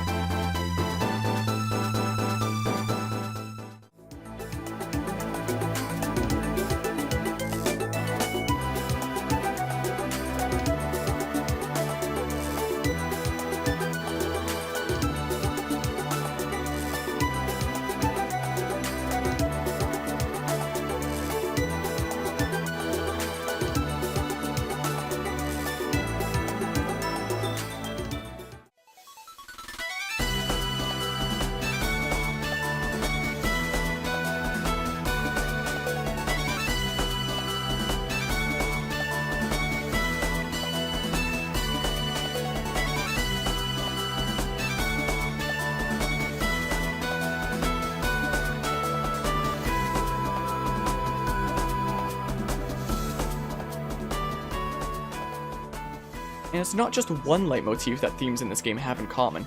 Take the following tune for instance.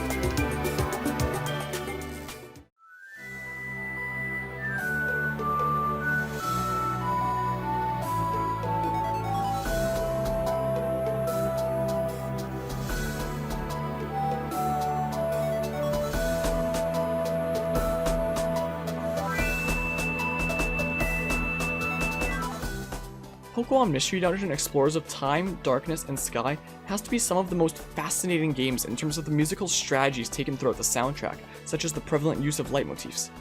These leitmotifs instill a feeling that this is still the same adventure, but now due to your actions, things have completely changed. These strategies of leitmotif use is something that has stuck around throughout the entire Pokemon Mystery Dungeon series. Let's look at another example of leitmotif usage in video games, this time with Xenoblade Chronicles 2.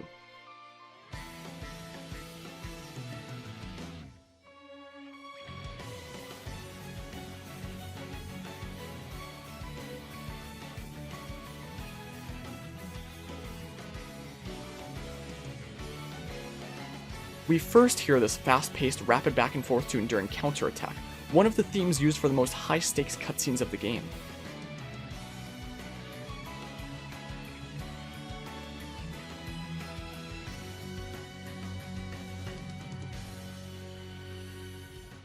Within the same theme, it also later goes through a key change by playing the same 3 notes that led up to this main tune before suddenly cutting, playing the same intro tune in a different key, and coming back hard with a tune in a new key.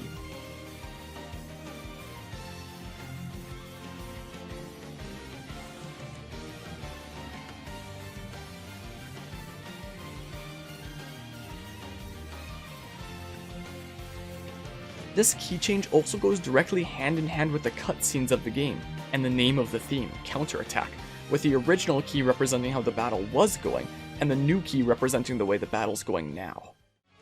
Things are heating up! Let's do it!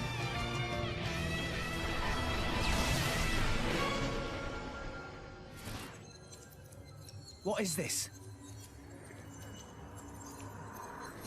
It's called foresight. I don't...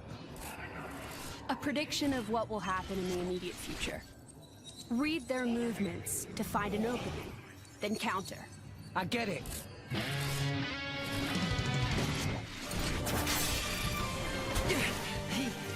How did he dodge that? This theme is also then used in later cutscenes in other styles, to draw out emotions such as sadness. It's okay, you two. I don't care who cooks. I'm just happy with... I'm happy with...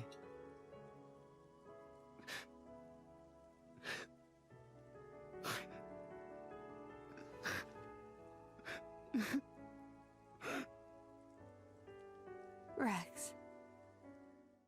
And then later used to create an absolutely epic finale.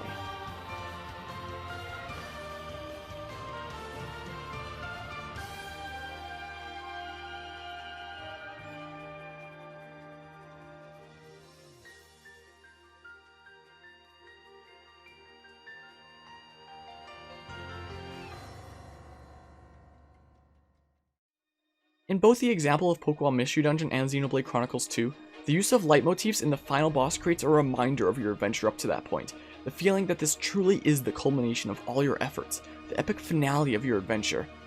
Generally, when using a leitmotif in the final boss theme, this is the feeling games aim to capture. Leitmotifs truly are one of the key ingredients in transforming a good soundtrack into a masterful soundtrack. Whether it be using leitmotifs to symbolize the adventure up to this point, to symbolize the characters coming together for one final battle, or various other forms of symbolism leitmotifs can pull off, a leitmotif in a final boss should really draw out the feeling in the player that this is the finale. This is the culmination of their efforts. This is what it all comes down to. Breath of the Wild's final boss theme uses a leitmotif. Sort of. To be an effective leitmotif, well, you actually need to be used in multiple places. It kinda comes with the definition. But what everybody typically knows this theme as is the trailer theme.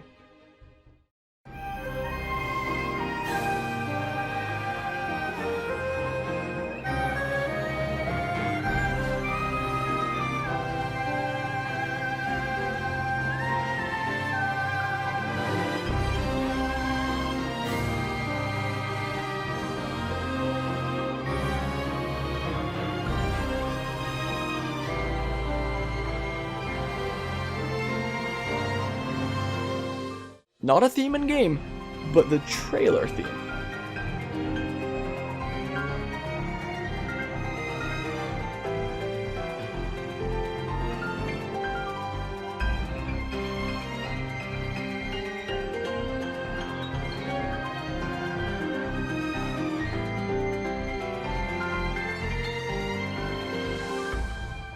It technically exists in small parts in some scenes of the game, namely some of the memory cutscenes, or say the intro to Rito Village.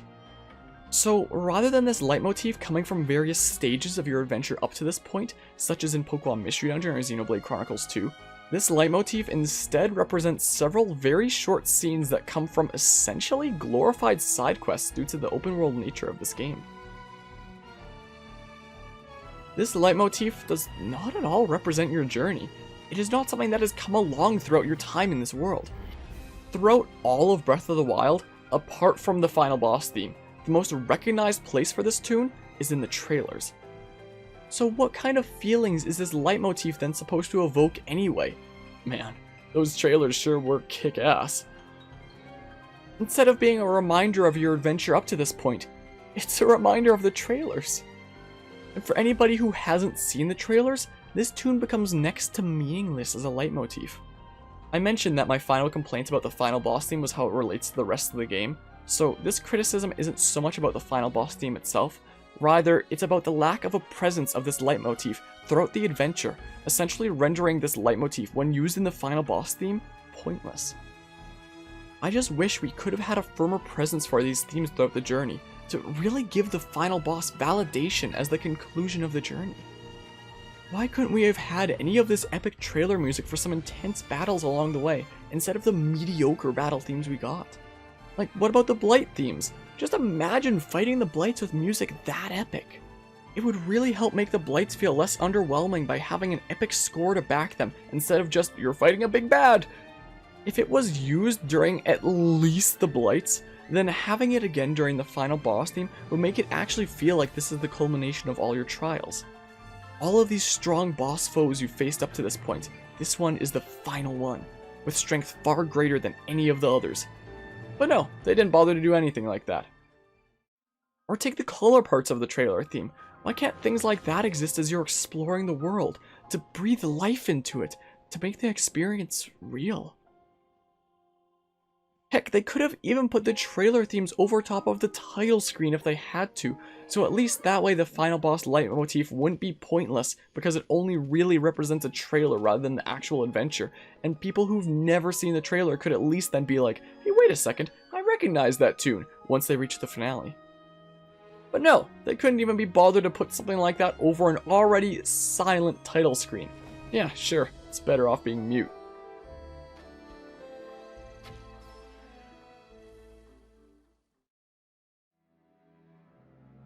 To sum up my arguments on the music, Breath of the Wild does have some good music in there. Some are straight up jammers, Some draw inspiration and nostalgia from past entries. Some perfectly represent what they aim for, while others had the right idea but fell short of their full potential for various reasons. A lot of the soundtrack, though, just kind of felt like a mess. Whether it be themes that can't decide on what they want to be, themes that take too long before actually being jammers, themes that throw in insanely questionable additions that just detract from the overall feel, or themes that kinda want to use a leitmotif, but just can't be bothered to actually make it a leitmotif throughout the journey. And there's so many themes where I feel like they just fit what they need to well enough, but don't take it anywhere further. They don't bring the world alive emotionally, settling for themes that represent the basic feeling of the area instead of going further by bringing alive both the environment and the emotions the characters would feel by being here within this world.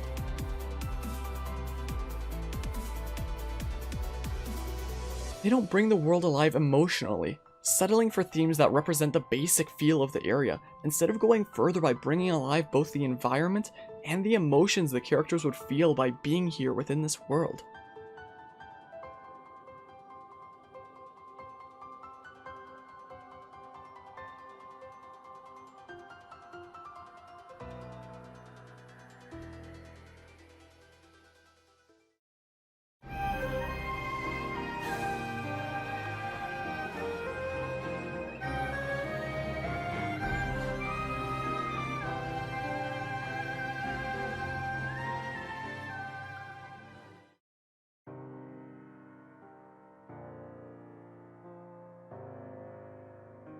The final section on our journey, we've made it to the gameplay of Breath of the Wild.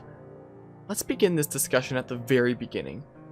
Players wake up in the Shrine of Resurrection, clueless about what is happening. After getting some clothes, they're introduced into the world itself, but don't really understand anything about this space we found ourselves in. The introduction of a game should serve to establish the setting, some of the characters, the conflict, but most importantly, get you settled in what you will be experiencing for the most part as you make it through this adventure. So in this way, Breath of the Wild absolutely nails it. The entire game is about constantly asking questions, working towards the answers, getting the answers, and then continuing on and asking more questions. Sometimes it's for the plot, like, what the hell happened here? Detective Link on the case! Sometimes it's for the game mechanics itself, which I'll talk about more in depth later, such as if you can do this or that with the laws of the world, to which the answer is usually yes. The entire experience of Breath of the Wild is one big cycle of asking and answering questions. So by starting out the game by placing you right down in the middle of bumblefuck nowhere with no direction other than there's some old dude over there who hates you taking his apples, the game perfectly sets up the gameplay experience of asking questions right at the get-go.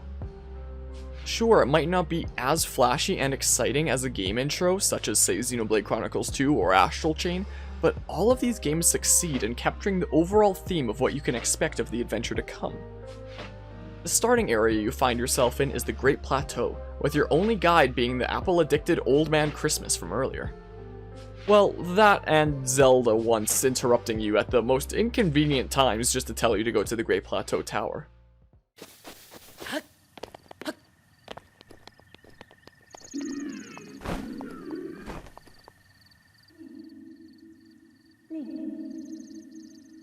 Link.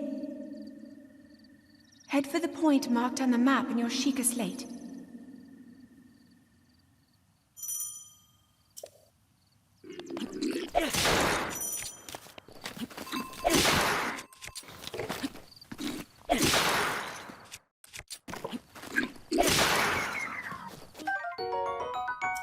The Great Plateau Tower activates all the other towers around the world, in addition to now activating all the shrines to make them accessible.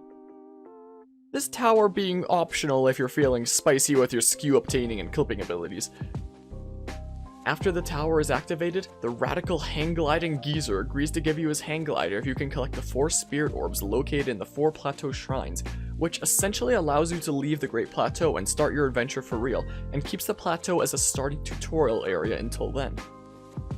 The plateau introduces many of the difficulties you will face later in the journey, like these mean dudes who really want to shoot you with a laser, camps of enemies you need to either deal with or sneak around, or perhaps the best example, having a frigid cold environment that needs warmer gear on to be able to stay in consistently without gradually losing health. By including this in the tutorial area, it already allows the player to overcome this obstacle in front of them in their own way.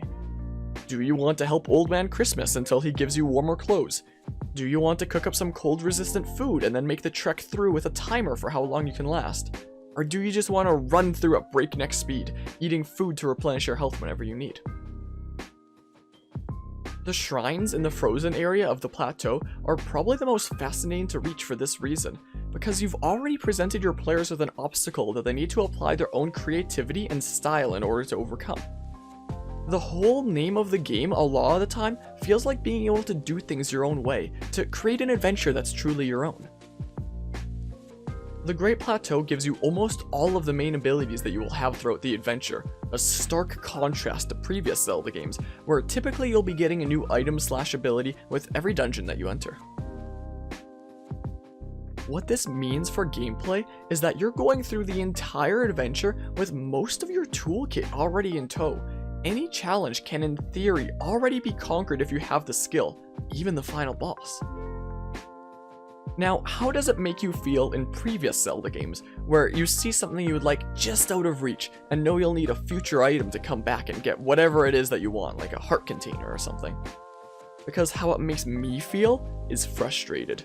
It's like, it's literally right there, my guy. You're telling me the only reason I can't get it is because I haven't progressed the game enough? To get these items, you'll not only need to actually remember that it's something that you can get however many hours later, but you need to backtrack all the way back to wherever that is, and then backtrack all the way back onto whatever course you were on before, typically going back to progressing the story.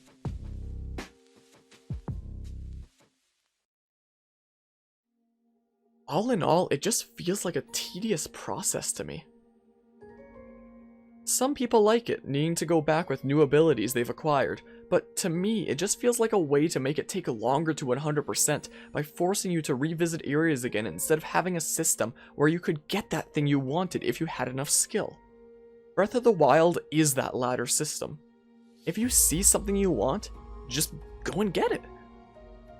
Sure, it might be really challenging to do early on and being unprepared, but it won't straight up block you from going and getting it by saying, remember to come back when you have the thing. Like, man, I'm not gonna remember to come back here when I have the thing. Even if I did remember, I probably wouldn't be bothered to come back here again. The incredible thing about the world opening to you in Breath of the Wild is once the Great Plateau is cleared, the world really is open to you. Some things will be a struggle early on, like you may not have enough stamina to climb certain towers, for example, but get creative and you can find a way. Cook up some stamina food, or light a fire and ride the draft up. The game rewards creativity by not telling you, you're not allowed to do this because you're not ready for this yet, by instead telling you, you're not supposed to be ready for this yet, so get creative to find a way to your goal. The game doesn't have very many progress-based barriers, and that's one of the magical parts about Breath of the Wild. If you're determined enough, you can find a way. All of your tools, apart from some cool optional ones that can help with obstacles but are never actually needed, are already in your arsenal. Yes, it will be easier if you come back when you're stronger, but it's not like you don't have the option to tackle the challenge in front of you. When Breath of the Wild released, many proclaimed that this game had the potential to be revolutionary towards the customers of the gaming industry, and this is why. Because instead of being constrained by the tools in your arsenal, your main constraint now is instead your creativity and skill as a player and knowledge of the game mechanics.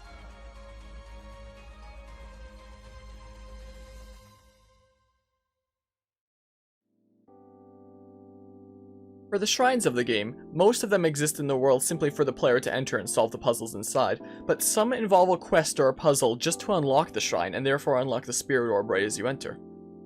The shrine puzzles themselves are usually actually pretty neat. It's been very interesting over the past few years to see just how people have been managing to pull off coming up with their own creative solutions to solving these shrines.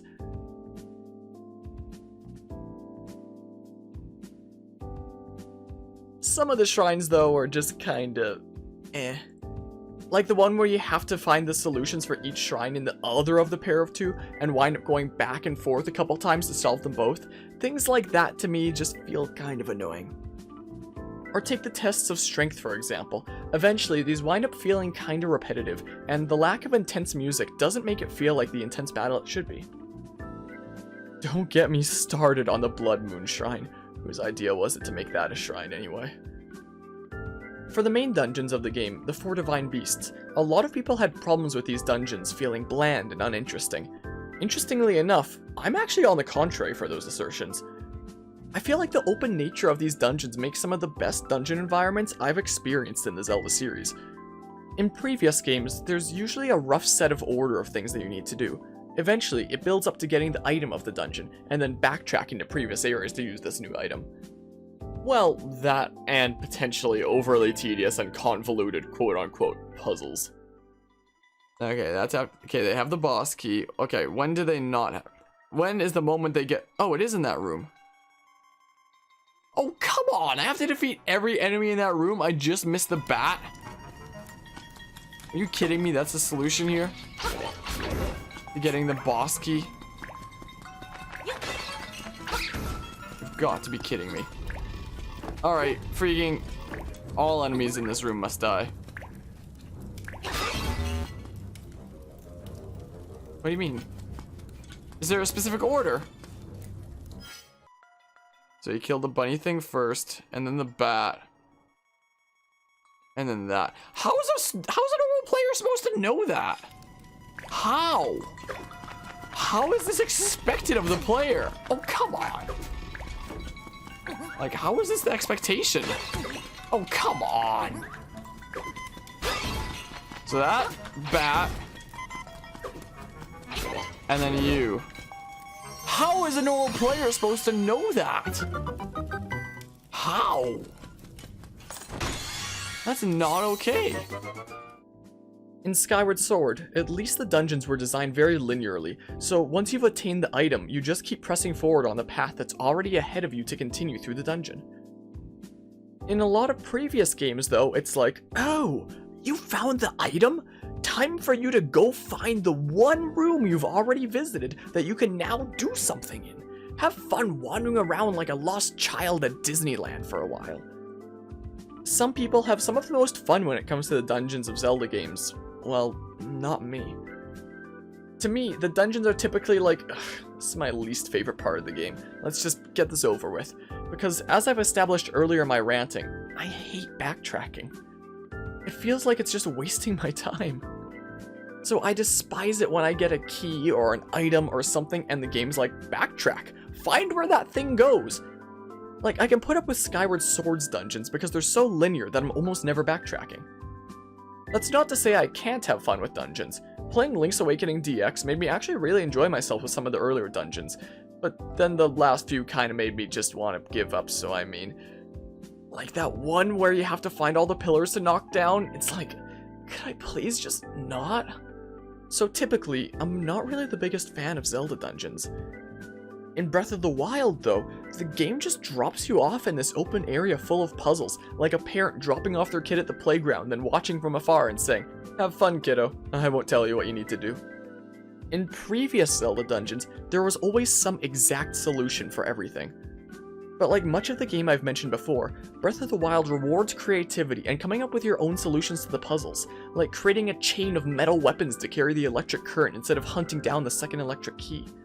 I have experienced some frustration in these dungeons when there's only one thing left to activate my iPad, but apart from that, these dungeons are probably where I found some of my most enjoyment throughout dungeons in the Zelda series. The bosses, however, were largely just kinda eh. The music didn't really do anything special in my fights with them, and overall they just felt kinda underwhelming to me. Except maybe Thunderblight Ganon, who's honestly the hardest boss in the game. I should also mention the missions required to actually enter these Divine Beasts were always really cool and some of the most fun sections of the whole game, at least in my experience. Well, maybe except for the Goron one. But with that also comes one of my biggest problems with the gameplay, replayability.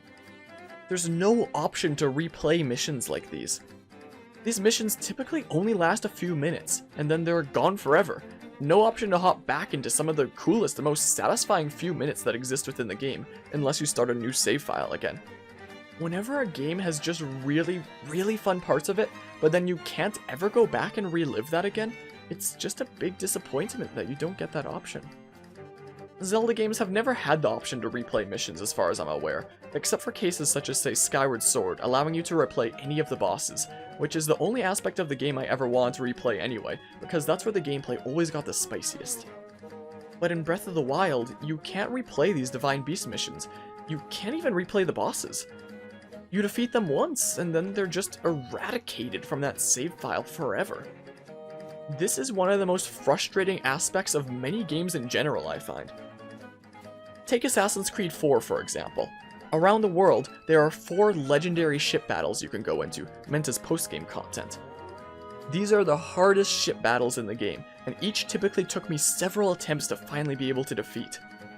It really pushed my game skill to its limit, and were some of the most incredible and satisfying battles in the entire game to do. Once you've done them though, gone. Poof. You're never seeing them again. The best battles in the entire game never respawn after you've conquered them for the first time. This is so stupid considering you can replay most of the missions in the game as many times as you want. But the legendary ships? No.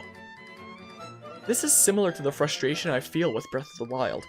Some of the best parts of the game gameplay-wise are just gone forever after you've beaten them for the first time. No replaying Divine Beast missions, no replaying bosses, heck, not even replaying any shrine puzzles.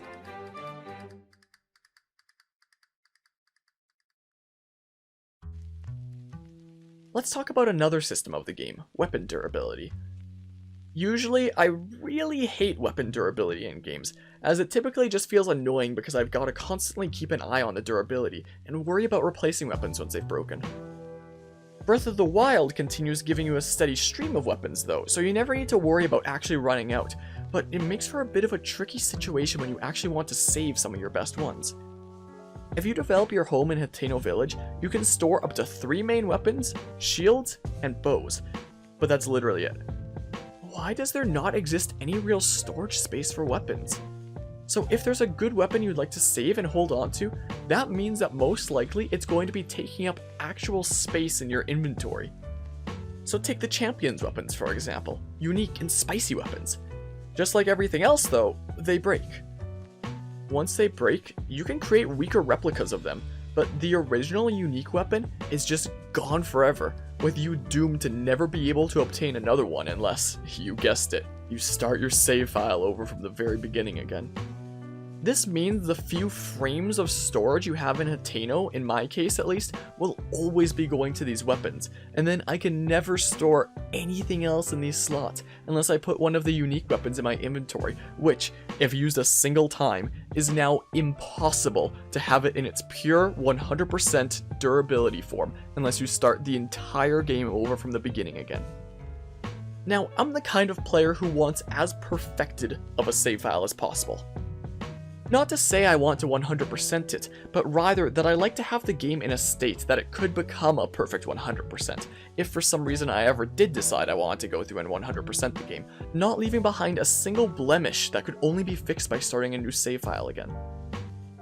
If I do something like attack even once with one of these unique weapons, then I've just royally screwed myself into never being able to have a perfect save file unless I started right from the very beginning again. You can actually replace the Hylian shield properly if it breaks, so why not the champion weapons? Or take other weapons for example. Let's say you get one of the best weapons in the game and it also has an attribute like increase attack, and now you want to save it for a big boss or something. Well, you're not going to be storing it in Hateno if your slots are being used with the champion weapons, meaning it's going to be taking up the extremely valuable space in your inventory, even if you don't plan on using it anytime soon. So instead of having my entire weapon inventory cycle throughout my adventures, I'd only have about 1 to 2 slots actually be constantly burning through new weapons I pick up, and then every other slot is just the countless weapons I'm saving because the game doesn't give you any means to actually reliably store them. If there was just like a chest in your house in a Tano or something you could dump weapons in, I would dump all my incredible weapons that I'd never actually want to touch, because I'm just that kind of guy. And then almost all my inventory slots can just cycle through new weapons all the time, like the game was meant for weapons to be used. The moment you start using one of your favorite weapons, whether it be one of the cool elemental weapons, one of those awesome boomerangs, or even just one of the best weapons you can find at the time, it's really not going to take a whole lot of time before it breaks. This makes me really not want to touch so many of these far and few between super spicy weapons, because the moment it breaks, I don't know how long it's going to take before I find another one. Because I'd hoard so many of these incredible weapons I could never put anywhere else, it meant I couldn't have reserved inventory space for things like a Korok leaf, a torch, or a flame-based weapon for when I needed them. For another durability system in a game, let's look at Fire Emblem Three Houses. Each weapon only has so many uses to it, and then it breaks. When it does though, it's not just gone forever, it remains as a broken weapon in your inventory. These weapons have an insanely reduced hit rate and damage, so they're almost never worth using unless you're using them to farm against enemies by purposefully not killing them. So what you do with these broken weapons is you take them to the blacksmith, who for some gold and smithing stones can restore the durability to the weapon, or even upgrade it to a better version of the weapon in the process if you can afford it. In previous Fire Emblem games, I'd have a rough idea in mind for a final inventory set for each one of my units. But whenever things broke, I needed to go to the shop to buy new ones and try to remember, what did I have on them again anyway? In Three Houses though, you can have set organized inventories for everyone, because whenever anything breaks, it stays in your inventory, so just pay the blacksmith a visit and have it repaired or upgraded. Imagine if Breath of the Wild had a system like this. If a weapon of yours broke, it just became a broken version of that weapon and went into an inventory section specifically for broken weapons so that it doesn't take up unneeded space. Then you can cycle more new weapons into those slots, and leave this broken one kicking around for the day that you want to bring it to a blacksmith to repair it and restore it to its former glory. This would do so many things. It would fix this whole inventory and weapons breaking problem I've had with the game. It would fix the issue of the champion weapons never being able to be pristine on that save file again if you so much as touch them once. And it would actually bring so much more use to the various gemstones you're collecting and harvesting around the world anyway. Under the assumption that you'd be using those gemstones for weapon repairs. If that, plus reliable storage in Hateno was done for this game, I would love the weapon system so much more. It's just such a big missed opportunity. And speaking of the weapon system and durability, the Master Sword. The fact that it breaks and then needs a recharge, just... like, I get it so that you can cycle through and use several different weapons, but there are weapons better for certain situations than the Master Sword anyway, and the sword just being like, you used me too much, let me take a break, is just so out of character for the Master Sword. We were talking about Ludoharmonic Dissonance way earlier in this discussion. That might actually be a good example of it. Again, Ludoharmonic Dissonance is when the story that the gameplay tells and the story that the narrative tells disagree with one another. So the narrative telling the story of this absolutely incredible legendary sword, the Blade of Evil's Bane, and then the gameplay telling the story of the sword that needs to take a break every once in a while, it kinda contradicts one another. At least that's how I feel.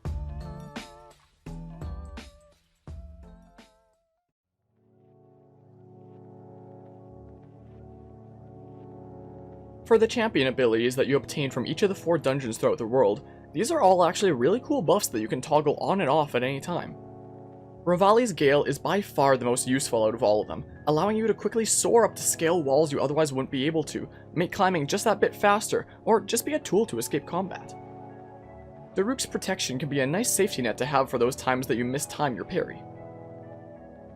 Mipha's Grace is just like a freak fairy on steroids, so it's another nice safety net to just have around in case you need it.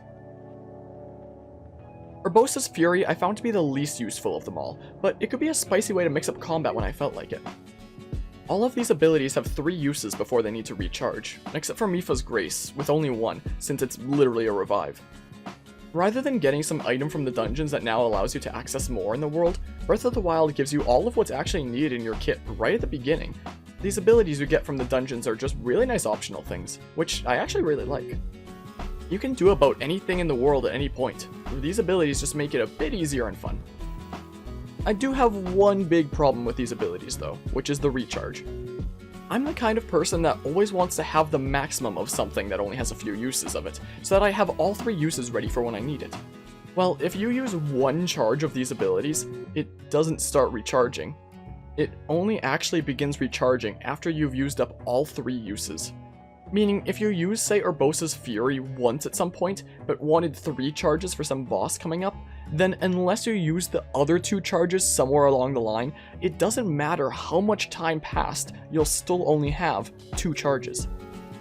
This means when it comes to these abilities, to make sure that I have all my charges prepared for when I actually want them, if I use up 1 or 2 of my charges for some reason, I'll just use the rest so that I can actually start recharging. Maybe I used Revali's Gale to scale 1 cliff. Time to sit here for a second to use it 2 more times on the spot to make sure I have all 3 charges prepared, just in case I find a situation where I want all 3. Why do these charges need to recharge all together? Why can't each charge have its own recharge, so much time passes for you to get 1 charge back?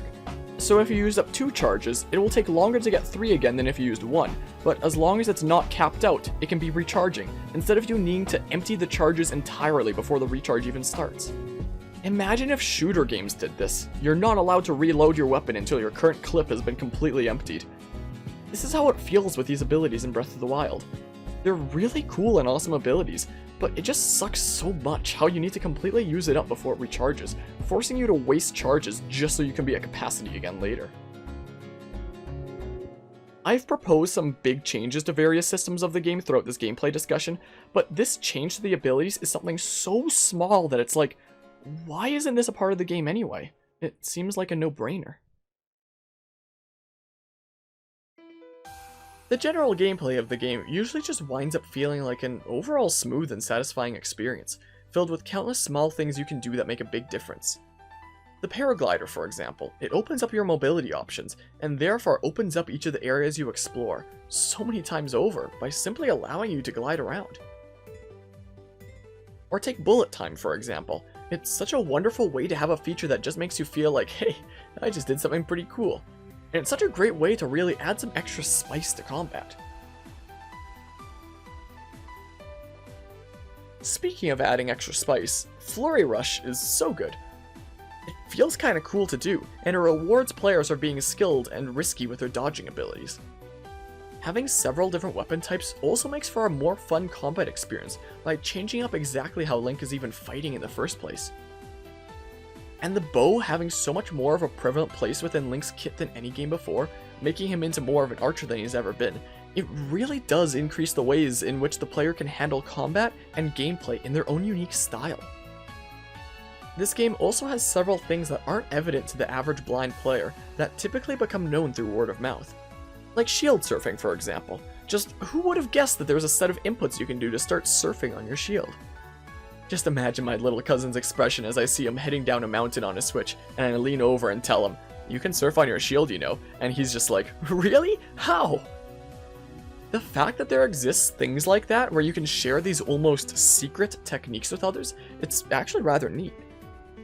The physics of the world is also something really incredible. Oftentimes, if you think you can do it, you can do it. Need extra height with your paraglider? Start a fire to ride up the updraft. Need to cross a river? Well, you could just put the last piece of the bridge into place to walk across, or you could attempt to launch yourself over with the bridge piece instead.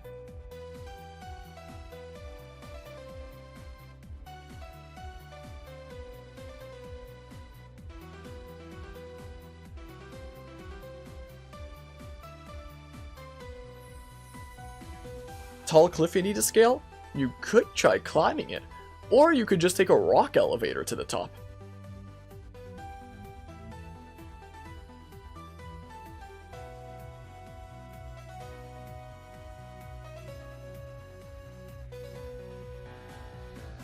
The mechanics of this world exist in such a way to allow for creative solutions, and rewarding players' skill and creativity for trying out a trickier solution to each problem. For one other nitpick that I wasn't sure where to fit into this video, sometimes the horses are a bit wonky. Like, just go straight. Stop stopping because the wall is remotely close. The horses will typically follow the path ahead of them on their own, but that sometimes means that they'll, well, do stuff like this.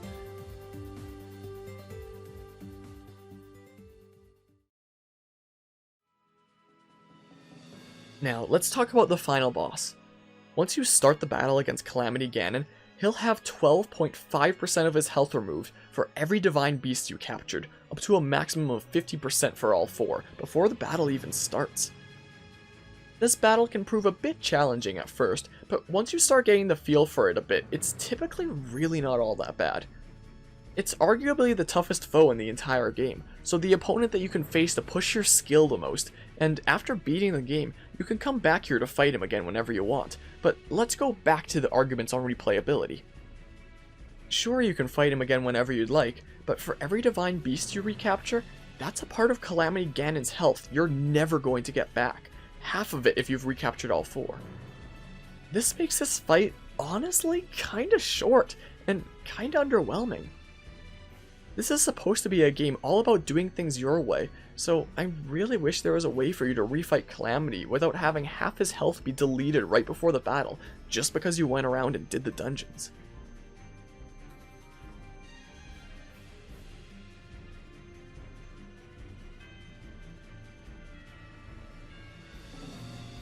Then there's the second phase of the final boss, which is just...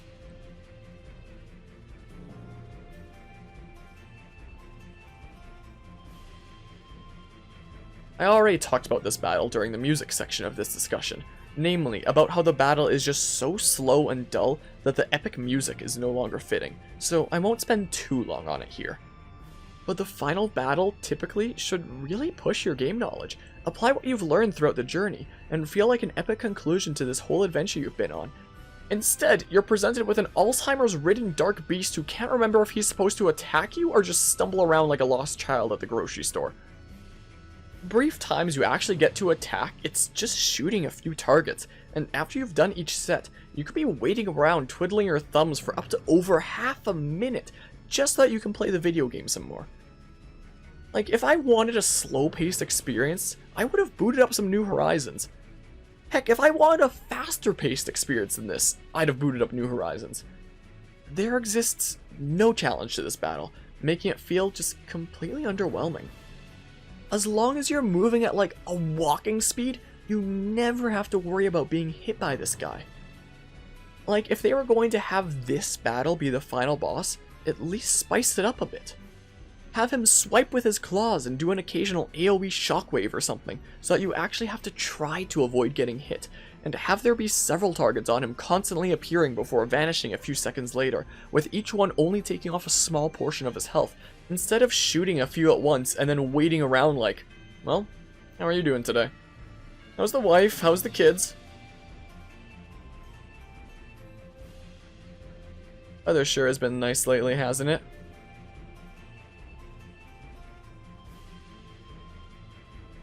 Work going well?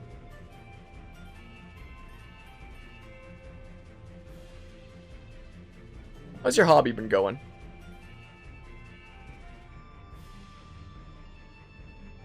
Having a gimmicky and underwhelming final boss at the end of the game is just a surefire way to leave a sour taste in the mouths of players. If you're going to do something completely different for your final boss than the rest of the gameplay, then it should at least be an engaging and epic conclusion instead of, well, we tried.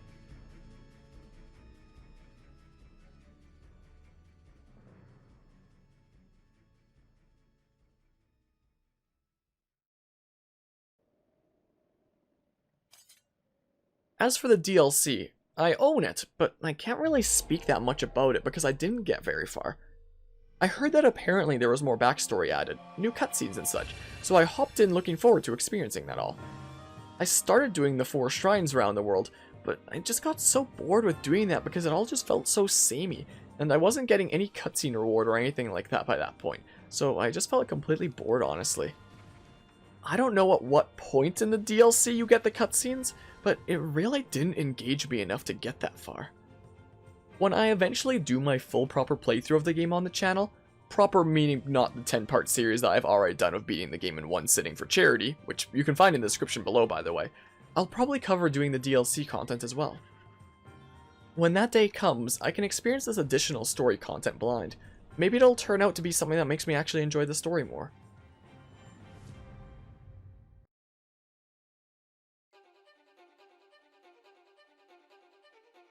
Overall, the gameplay of Breath of the Wild at the end of the day really is something special. It breathed a new light not only into the Zelda series, but into the gaming industry on ways to go about handling progression and rewarding player creativity and skill. It's definitely not perfect, but honestly, in terms of gameplay, I really do think it's the most fun Zelda game I've ever played.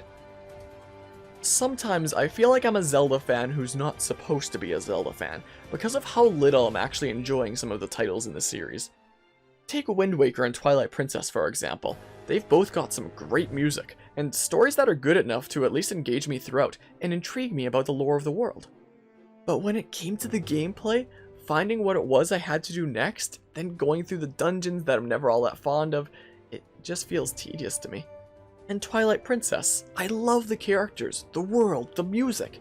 It just seems like something that would be an overall enjoyable experience. But when it came to the gameplay, especially in the dungeons, it just felt so tedious to me so much of the time, like it was a massive chore to get through. I actually had to force myself to get all the way through Twilight Princess, just so I could say I've beaten the game before. Or let's look at Wind Waker.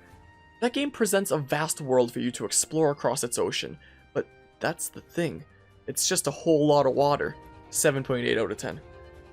Breath of the Wild felt like a vast open world to explore. Wind Waker felt like a whole bunch of nothing in every direction as far as the eye can see. For me personally, I just really didn't get enjoyment out of exploring this world.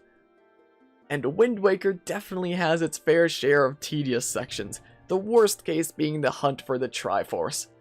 Like, one moment you're continuing your adventure, and then the next it's like, if you'd like to progress the story, scour the whole world looking for all the pieces of the Triforce. I could make an entire video on why this quest sucks if I wanted to. You've got next to no clues about where to actually look for these things, and some really are in the most obscure places. Some, maybe you'll need to buy a treasure map and go salvage it. Maybe you'll need to find some obscure island and make it through several rooms of shenanigans. I honestly don't think I'd be capable of beating this game without the help of the internet, even after they made this quest significantly easier for the Wii U version. This is the difference between the open worlds of Wind Waker and Breath of the Wild.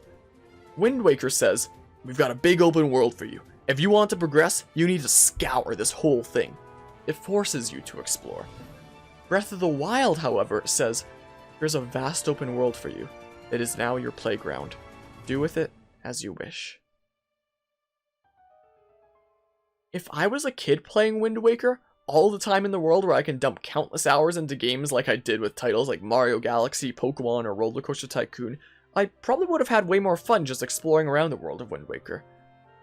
But nowadays, if a game throws something at me like, to progress, you gotta explore around until you find what it is you need, whether it be the open world of Wind Waker, or needing to backtrack to use your new item in a Zelda dungeon until you find what room you need to use it in, or needing to come back to a certain location later in the adventure once you have an ability you get later in the story.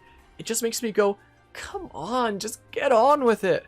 I've got things to do, like writing a script on Breath of the Wild that's now nearly 60 pages long as I'm counting it. Holy crap. If there's one thing that turns me off from playing a game the most, apart from anything Atari makes nowadays, it's the feeling like I'm not making progress. And games like Wind Waker make me constantly feel like I'm not doing anything that's actually bringing me closer to beating the game. In Breath of the Wild, there are plenty of things in the world for you to do that give you the feeling of making progress, whether it be conquering shrines, completing side quests, hunting or foraging for more food supplies to prepare for future battles, acquiring new weapons and armor, upgrading your armor, adding horses to the stables, recapturing divine beasts, building a house, or countless else. No matter what it is you're doing, you're almost always doing something that gives you the feeling of forward progress. In Wind Waker, if I'm exploring around, maybe I'll find an outpost with some enemies on it, I'll defeat them and maybe break some pots and get some rupees. Yay? Or maybe I'll go treasure hunting and wind up getting some rupees as well. Worthwhile or waste of time? You can find things like pieces of heart around the world, but most of the time that's not the reward you're getting from visiting these outposts or submarine locations. Breath of the Wild had me constantly feeling like I'm doing something that contributed towards making me stronger. It always felt like I was making progress in some way, whether it be getting in just one more shrine for the day or raiding an enemy camp. This is also why Breath of the Wild is the perfect game for the Nintendo Switch. Perfect to just pick up and play for a little while, maybe get a couple more shrines in for the day, and then just put it back in the dock to charge. This feeling of constant progress was one of the biggest key ingredients in keeping me engaged throughout the gameplay experience, unlike some games that just seem to turn me off when I feel like I'm not doing anything productive. This is also one of the reasons I typically prefer linear games over open world games. Take Mario Galaxy compared to Mario Odyssey, for example. In Mario Galaxy, for every star, you've got a level to conquer, along with a list of everything you've done and have yet to do. Almost every star is a linear path to the end of each of these levels, as you obtain them one by one and make further progress to 100%ing it. Mario Galaxy was actually the first game I 100%ed, as both Mario and Luigi. Then there's Mario Odyssey, which says, here's your world, now go find moons, without any clear-cut objective to obtain many of them really. Each time you collect a moon, you're reducing how many moons are available to collect in the area, and therefore making it harder to find more moons in the area. Finding one moon out of say 30 in an area is easier than finding the last one in the area. So every time you collect one, it feels like you're making future ones that little smidge harder to find. So a lot of the time, if I'm playing something like Mario Odyssey, it can feel like I'm making no progress towards advancing my journey as I run around hoping I find a moon somewhere, whereas in something like Mario Galaxy, I'm always feeling like I'm making progress forward. I understand the appeal of open world games, but they're generally just not my cup of tea because I personally have a hard time feeling like I'm actually making progress depending on how the game is structured. The way Breath of the Wild is structured with its open world, however, seldom gave me that feeling like I wasn't making any progress, so it was always a joy to be able to hop in and enjoy some more of it. While I can't commend Breath of the Wild for the way it handled story and music, I can at least acknowledge that I believe in terms of gameplay, it is the most fun and engaging Zelda game I've played to date.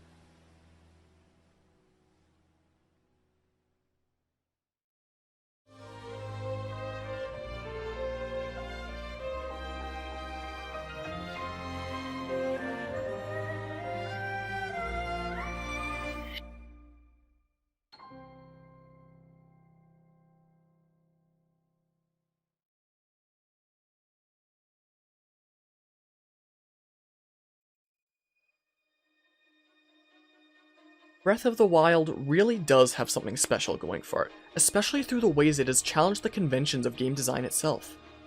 It put itself out there to try something new, but because of the leaps and bounds made by the gameplay, it hurt the story and music as a consequence. How do you tell a linear story through a non-linear adventure? How do you have a leitmotif be present throughout an adventure where you don't even know what your player is going to do? I feel like there wasn't enough consideration given to these sorts of questions during the development of this adventure. The story, I feel like in some places, was on the right track to making an engaging and compelling story, such as how Zelda's character was written, but due to the open-ended nature of this adventure, I found myself unable to connect with the characters in this journey emotionally, because they all felt like they had so little of a presence during this adventure. As well, rather than having one important companion character, instead having 8 characters of 4 companions and 4 champions, each with little to no screen time, really hurt the character writing, and prevented me from caring about these characters. The story in many places to me just didn't feel cohesive, like it wasn't quite yet the right formula to go about for an adventure like this. Sure, it stifled the overall feel of the game of constantly asking questions and having them answered, but as soon as you were finished with one plot point, you'd have already moved on to the next, hurting the ability to develop the big picture like a linear adventure is capable of. A linear adventure can transition from one plot point to another, making it easy to follow along as it progresses. Breath of the Wild often jumps plot points, however, making it more difficult to develop a, well, linear story, due to the nature of the game itself, considering the player can go off and do something else whenever they want. Sure, Zelda games have never had the best of stories. It's not like there's some JRPG or a completely story-based game that exists for its ability to share a narrative. But I feel like at the end of the day, they're typically still engaging and enjoyable stories. Breath of the Wild had a legacy and expectations to live up to try to meet the standards set by titles before it, despite needing to learn how to craft a story around a format that makes it the most difficult to tell a story, by having a non-linear adventure. Yes, I don't like the story of Breath of the Wild, but at the end of the day, can I really pass blame and judgment for what the story wound up becoming? How do you write a story without a set order the player experiences it? You can tell a serious effort was made. Well, in some regards to the plot at least. But unfortunately, I feel like this new format held it back in the end because there wasn't enough account for the new open-ended format in the creation of the story. I hope that the developers and writers of the Zelda team can use experiences like this to be able to grow, to experiment until they can get down how to properly flush out a story in this kind of brand new format to the Zelda series. But I feel there's few of those willing to point out its flaws in comparison to those who simply accept it as a masterpiece.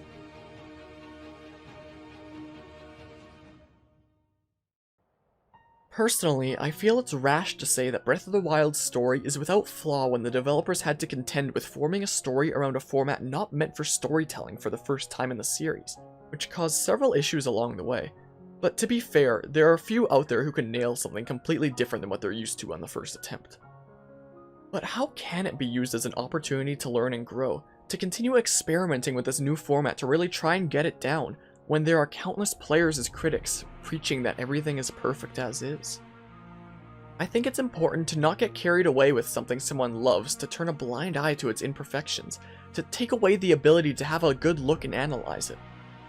In my use of history in video games class, we needed to write an essay on a historical video game for the ways it uses the past and abstracts it. Our professor recommended us not to write on something we love, as that might take away one's ability to really analyze the material, by instead just focusing on what we love, and recommended us to instead write on something we were at least familiar with, but had maybe never played before, going in with a fresh perspective, which, for me, was Assassin's Creed 2. I had played several other titles in the series, but never that one. The idea was, if we wrote on a game we loved, it would be too easy for our papers to be naming all the things we love about it, rather than being able to tackle the experience from a more critical and analytical perspective. My point is, it's important to not let one's love for something stand in the way of being able to notice its imperfections and flaws. I once thought that Breath of the Wild was a masterpiece in all aspects as well. I'd been a Zelda fan for a long time, and hopped into this fresh game with only the knowledge of the trailers, which really riled up my unhealthy hype even further, and experienced what was one of the most fun games I had ever played gameplay-wise. I was ready to love the story before it even began, but as it went on, I began to question it. Was this really the narrative I convinced myself it was? I feel like it's easy to fall in love with either a series, or one of the three aspects of story, music, or gameplay in the case of Breath of the Wild, and then to have a naturally higher opinion of the other aspects.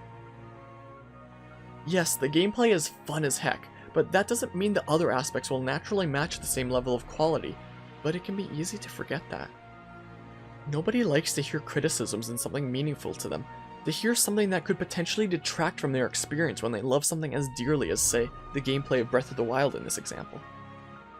I personally feel like one of the biggest reasons Breath of the Wild is praised as a masterpiece by so many is because of the gameplay.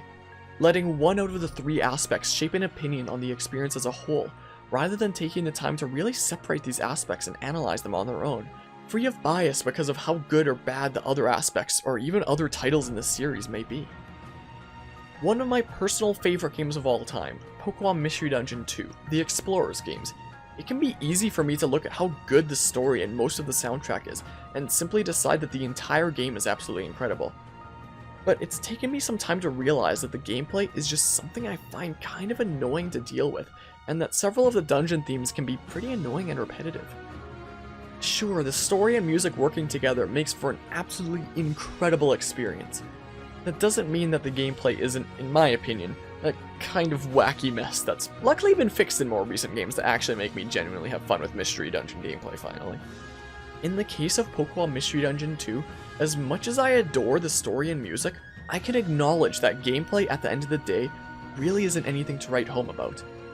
In the case of Breath of the Wild, while the gameplay, apart from some nitpicks, really is an absolutely incredible and unique experience, I don't want to let that cloud my judgment in seeing just how the story and music couldn't pull their weight, largely due to the open world nature and pacing of the game, but also due in part to questionable decisions and what felt at times like a lack in confidence in this new style.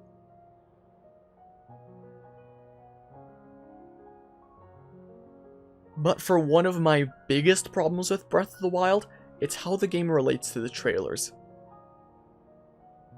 The trailers portray, frankly, an absolutely epic adventure.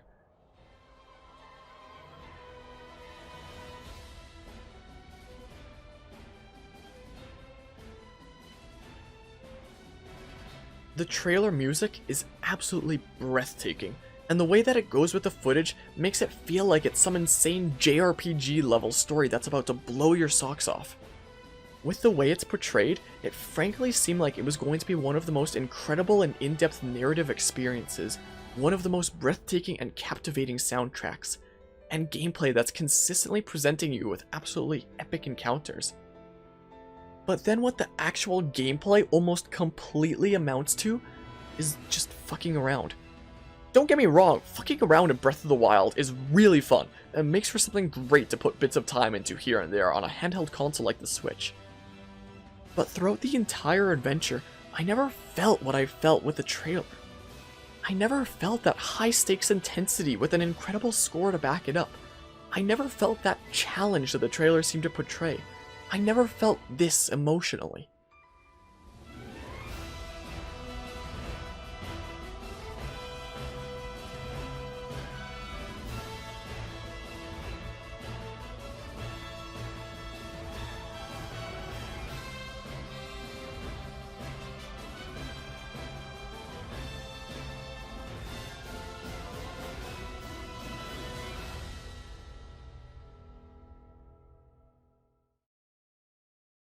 The little skirmishes in the trailer feel 10 times more intense and epic than either phase of the final boss in the actual game.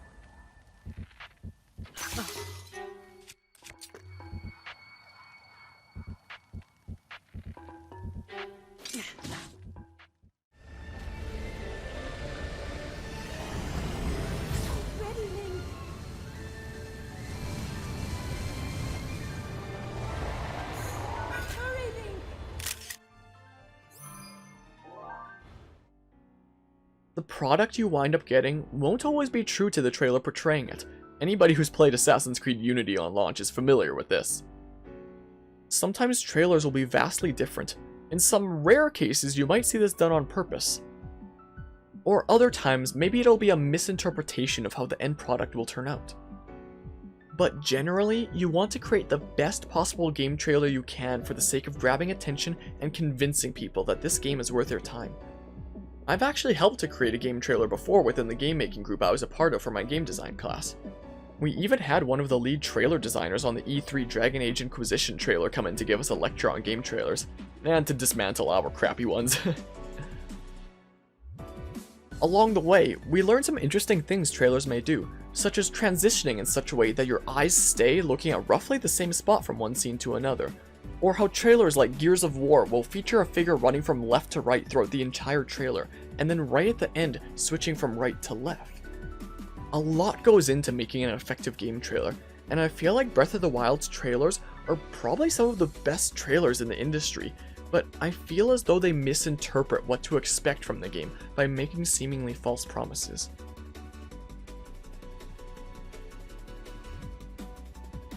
Here's some story time from my experience with Breath of the Wild. March 2nd, 2017. The Switch was the new console about to come out, but nowhere near enough consoles were made to account for the unanticipated level of demand. Few people had pre-orders, and those who didn't had to bunker in front of a store for hours in the hope that there would be enough consoles for them. I was in the latter group, and I was in insanely hot anticipation of both this console and of Breath of the Wild, especially after the trailers made it seem in my head like it was going to be one of the greatest games I'd ever play. My hype for it really was unhealthy. I was in a mall that day, in front of an EB Games store. You know, Canadian GameStop. I got there at about 3 PM for the midnight release, and I believe there were 22 people already there in line. My cousin showed up about an hour later since he was in the area. Started talking with him for a while, and then he just kinda decided to stick around in line as well. He was actually one of the few who managed to snag a pre-order. Not with EB Games, but with Best Buy.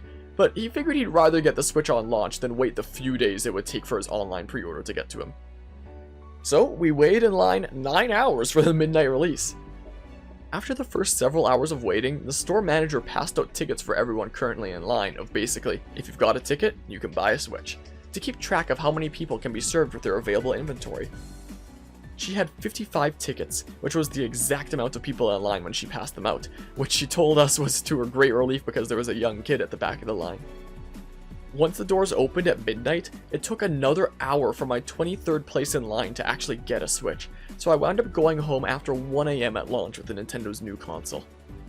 But the thing is, I didn't get any games that day, because I had those ordered online due to the 20% discount off of new games that came with Amazon Prime.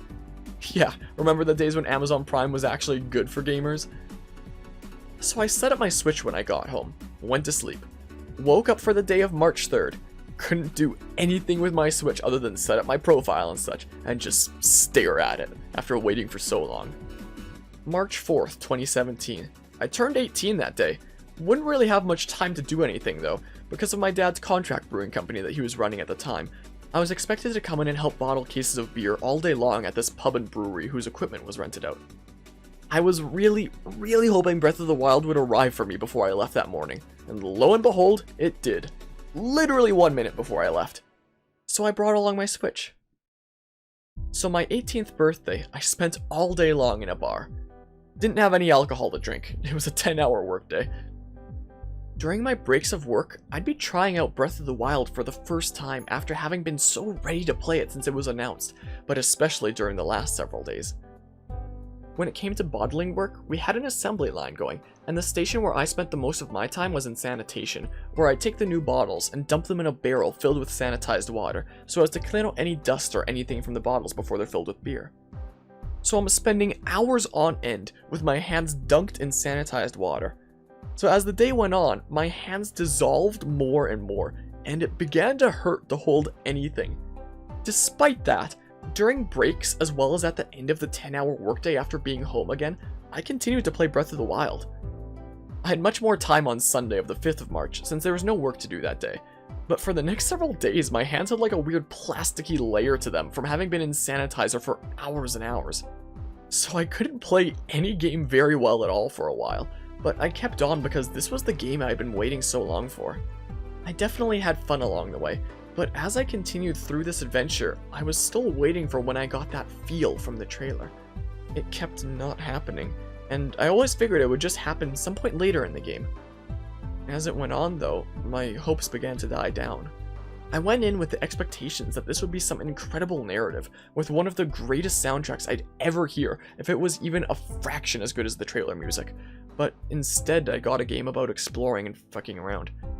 Exploring and fucking around was hella fun, and I stand by the statement that to me, it's the most fun Zelda game I've ever played, but it wasn't what I expected the game to deliver. I expected so much more from the story and music, and while the gameplay was fun, it never hit that same feel, that same intensity, that same emotional connection, that same high-stakes feeling the trailer seemed to imply this game was going to deliver to me.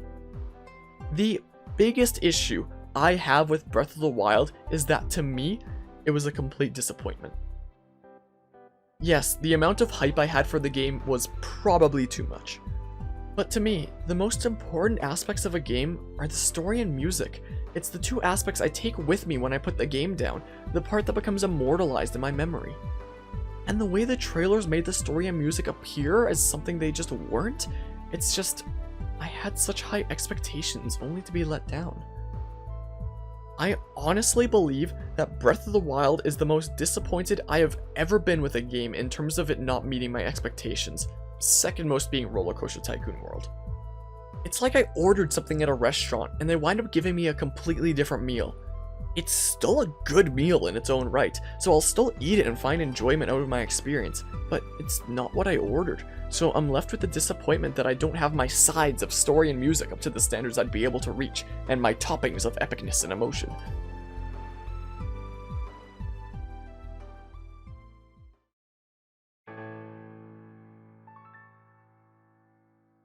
Let's finally address the title of this whole shtick. Breath of the Wild is not a masterpiece. What does it actually mean to be a masterpiece of a game?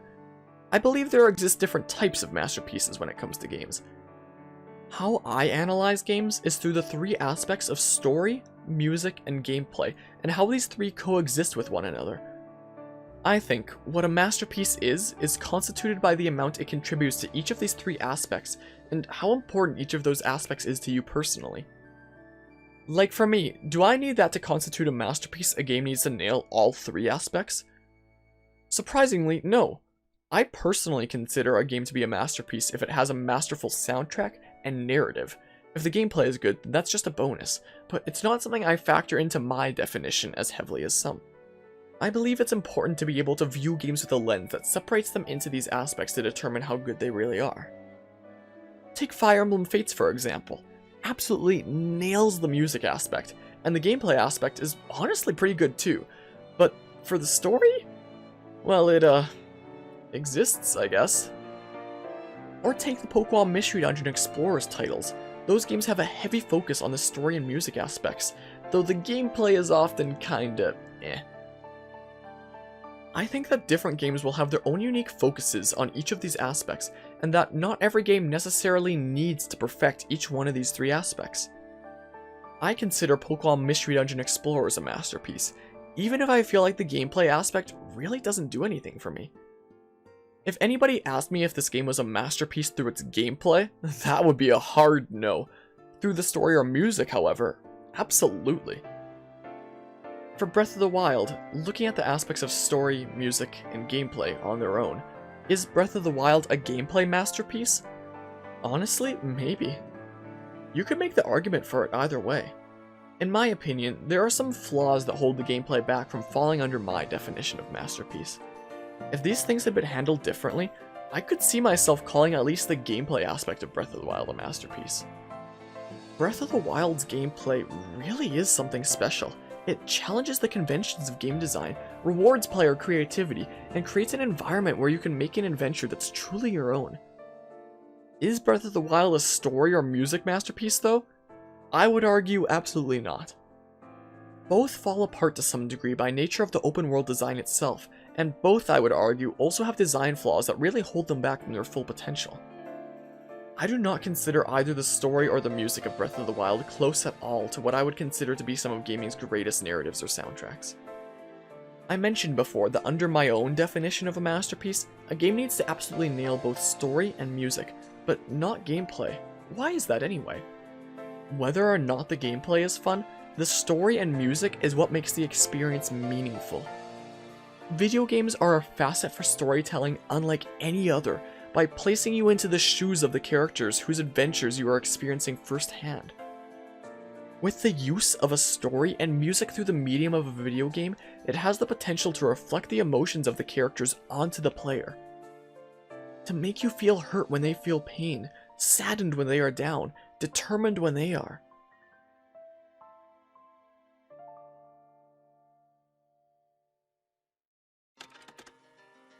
A well-crafted story can make you care for these characters on a personal level, and the music can be used to embody the emotions they feel throughout the journey. Story and music bring meaning to your actions through the gameplay, and are the aspects that can become immortalized from the experience of a game. If you asked me about my gameplay experience of, say, Xenoblade Chronicles, I could mention the gameplay systems, how they worked and how I liked them and whatnot. But if I needed to talk about specifics of my own gameplay, my memories about what happened while I played, I couldn't pull up a single specific memory or event that happened during my own gameplay. It's not something that gets carried along. If you ask me about the story, however, I could write you a full essay on the spot, along with quotes and all, without needing to look back at the source material, about how Shulk's character develops throughout the story, how his goals shift from single-minded revenge to seeking out peace, to something even further beyond that. I could talk about his hatred, his doubts in himself, the times he falters, the times he stays determined, his views on his allies, the development of his willingness to see himself in others, and so much more. The music comes along with me wherever I go. Whenever it comes on my playlist, it brings back the memories of just what Shulk and his friends were going through at the time. Or whenever I hear something from Pokemon Mystery Dungeon Explorers and hear that Leitmotif again, it brings back memories of the story that unfolded. A story can be so much more than just something to give the player a reason to keep playing. A narrative can be something the player carries on with them even after the game is over. It can make arguments, teach lessons, show another side of things, or show us more about ourselves. A soundtrack can be so much more than just something to fit the surroundings. A soundtrack can draw out the emotions the characters would feel by being here. It can bring the situation to life by building the world around you. It can create key changes to signify a change in the present, or use leitmotifs to draw parallels to the past. Whereas gameplay is what you experience in the here and now. While I may think of an easygoing fun time with Breath of the Wild when I think of my experience with the gameplay, I couldn't name you any specific memory from my time with the gameplay from 3 years ago. Gameplay pertains to your experience in the present.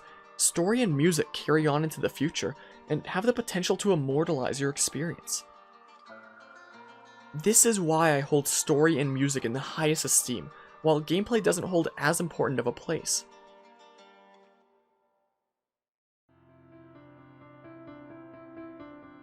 In the case of Pokemon Mystery Dungeon Explorers, my life genuinely feels better off for experiencing such a narrative, and I know I'm not the only one who feels that way.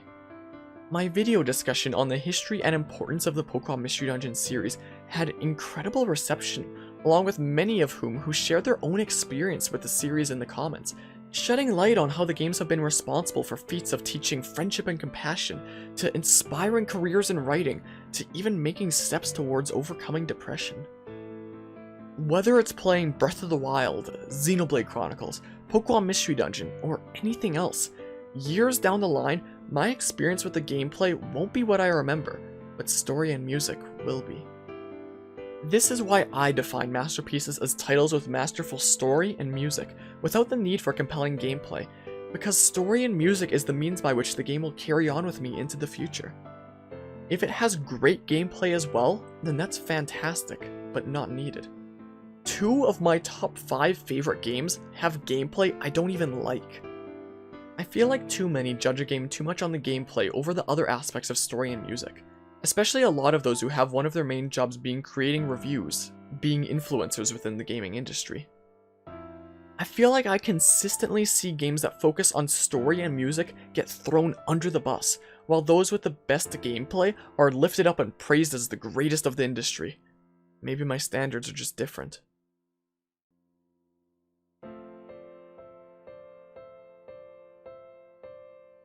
To sum up my arguments, Breath of the Wild is a fantastic game, just not the fantastic game I expected, and came with it what I felt like was sloppiness in applying story and music in this new open world style of play.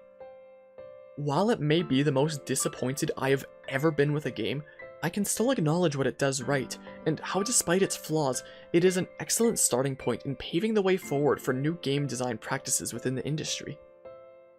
I really hope that with future titles they can learn from the mistakes made along the way to continue to hone this new formula until they're finally comfortable creating a cohesive experience with this new environment.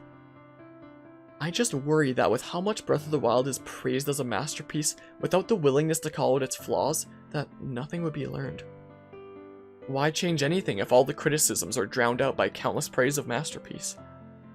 I think it's important to be able to take a step back from what's meaningful to you, to be able to look at it in a more critical way, rather than ignoring what you fear may sour your experience or interpretation of what you're passionate about. Thanks for watching. I hope you enjoyed the video.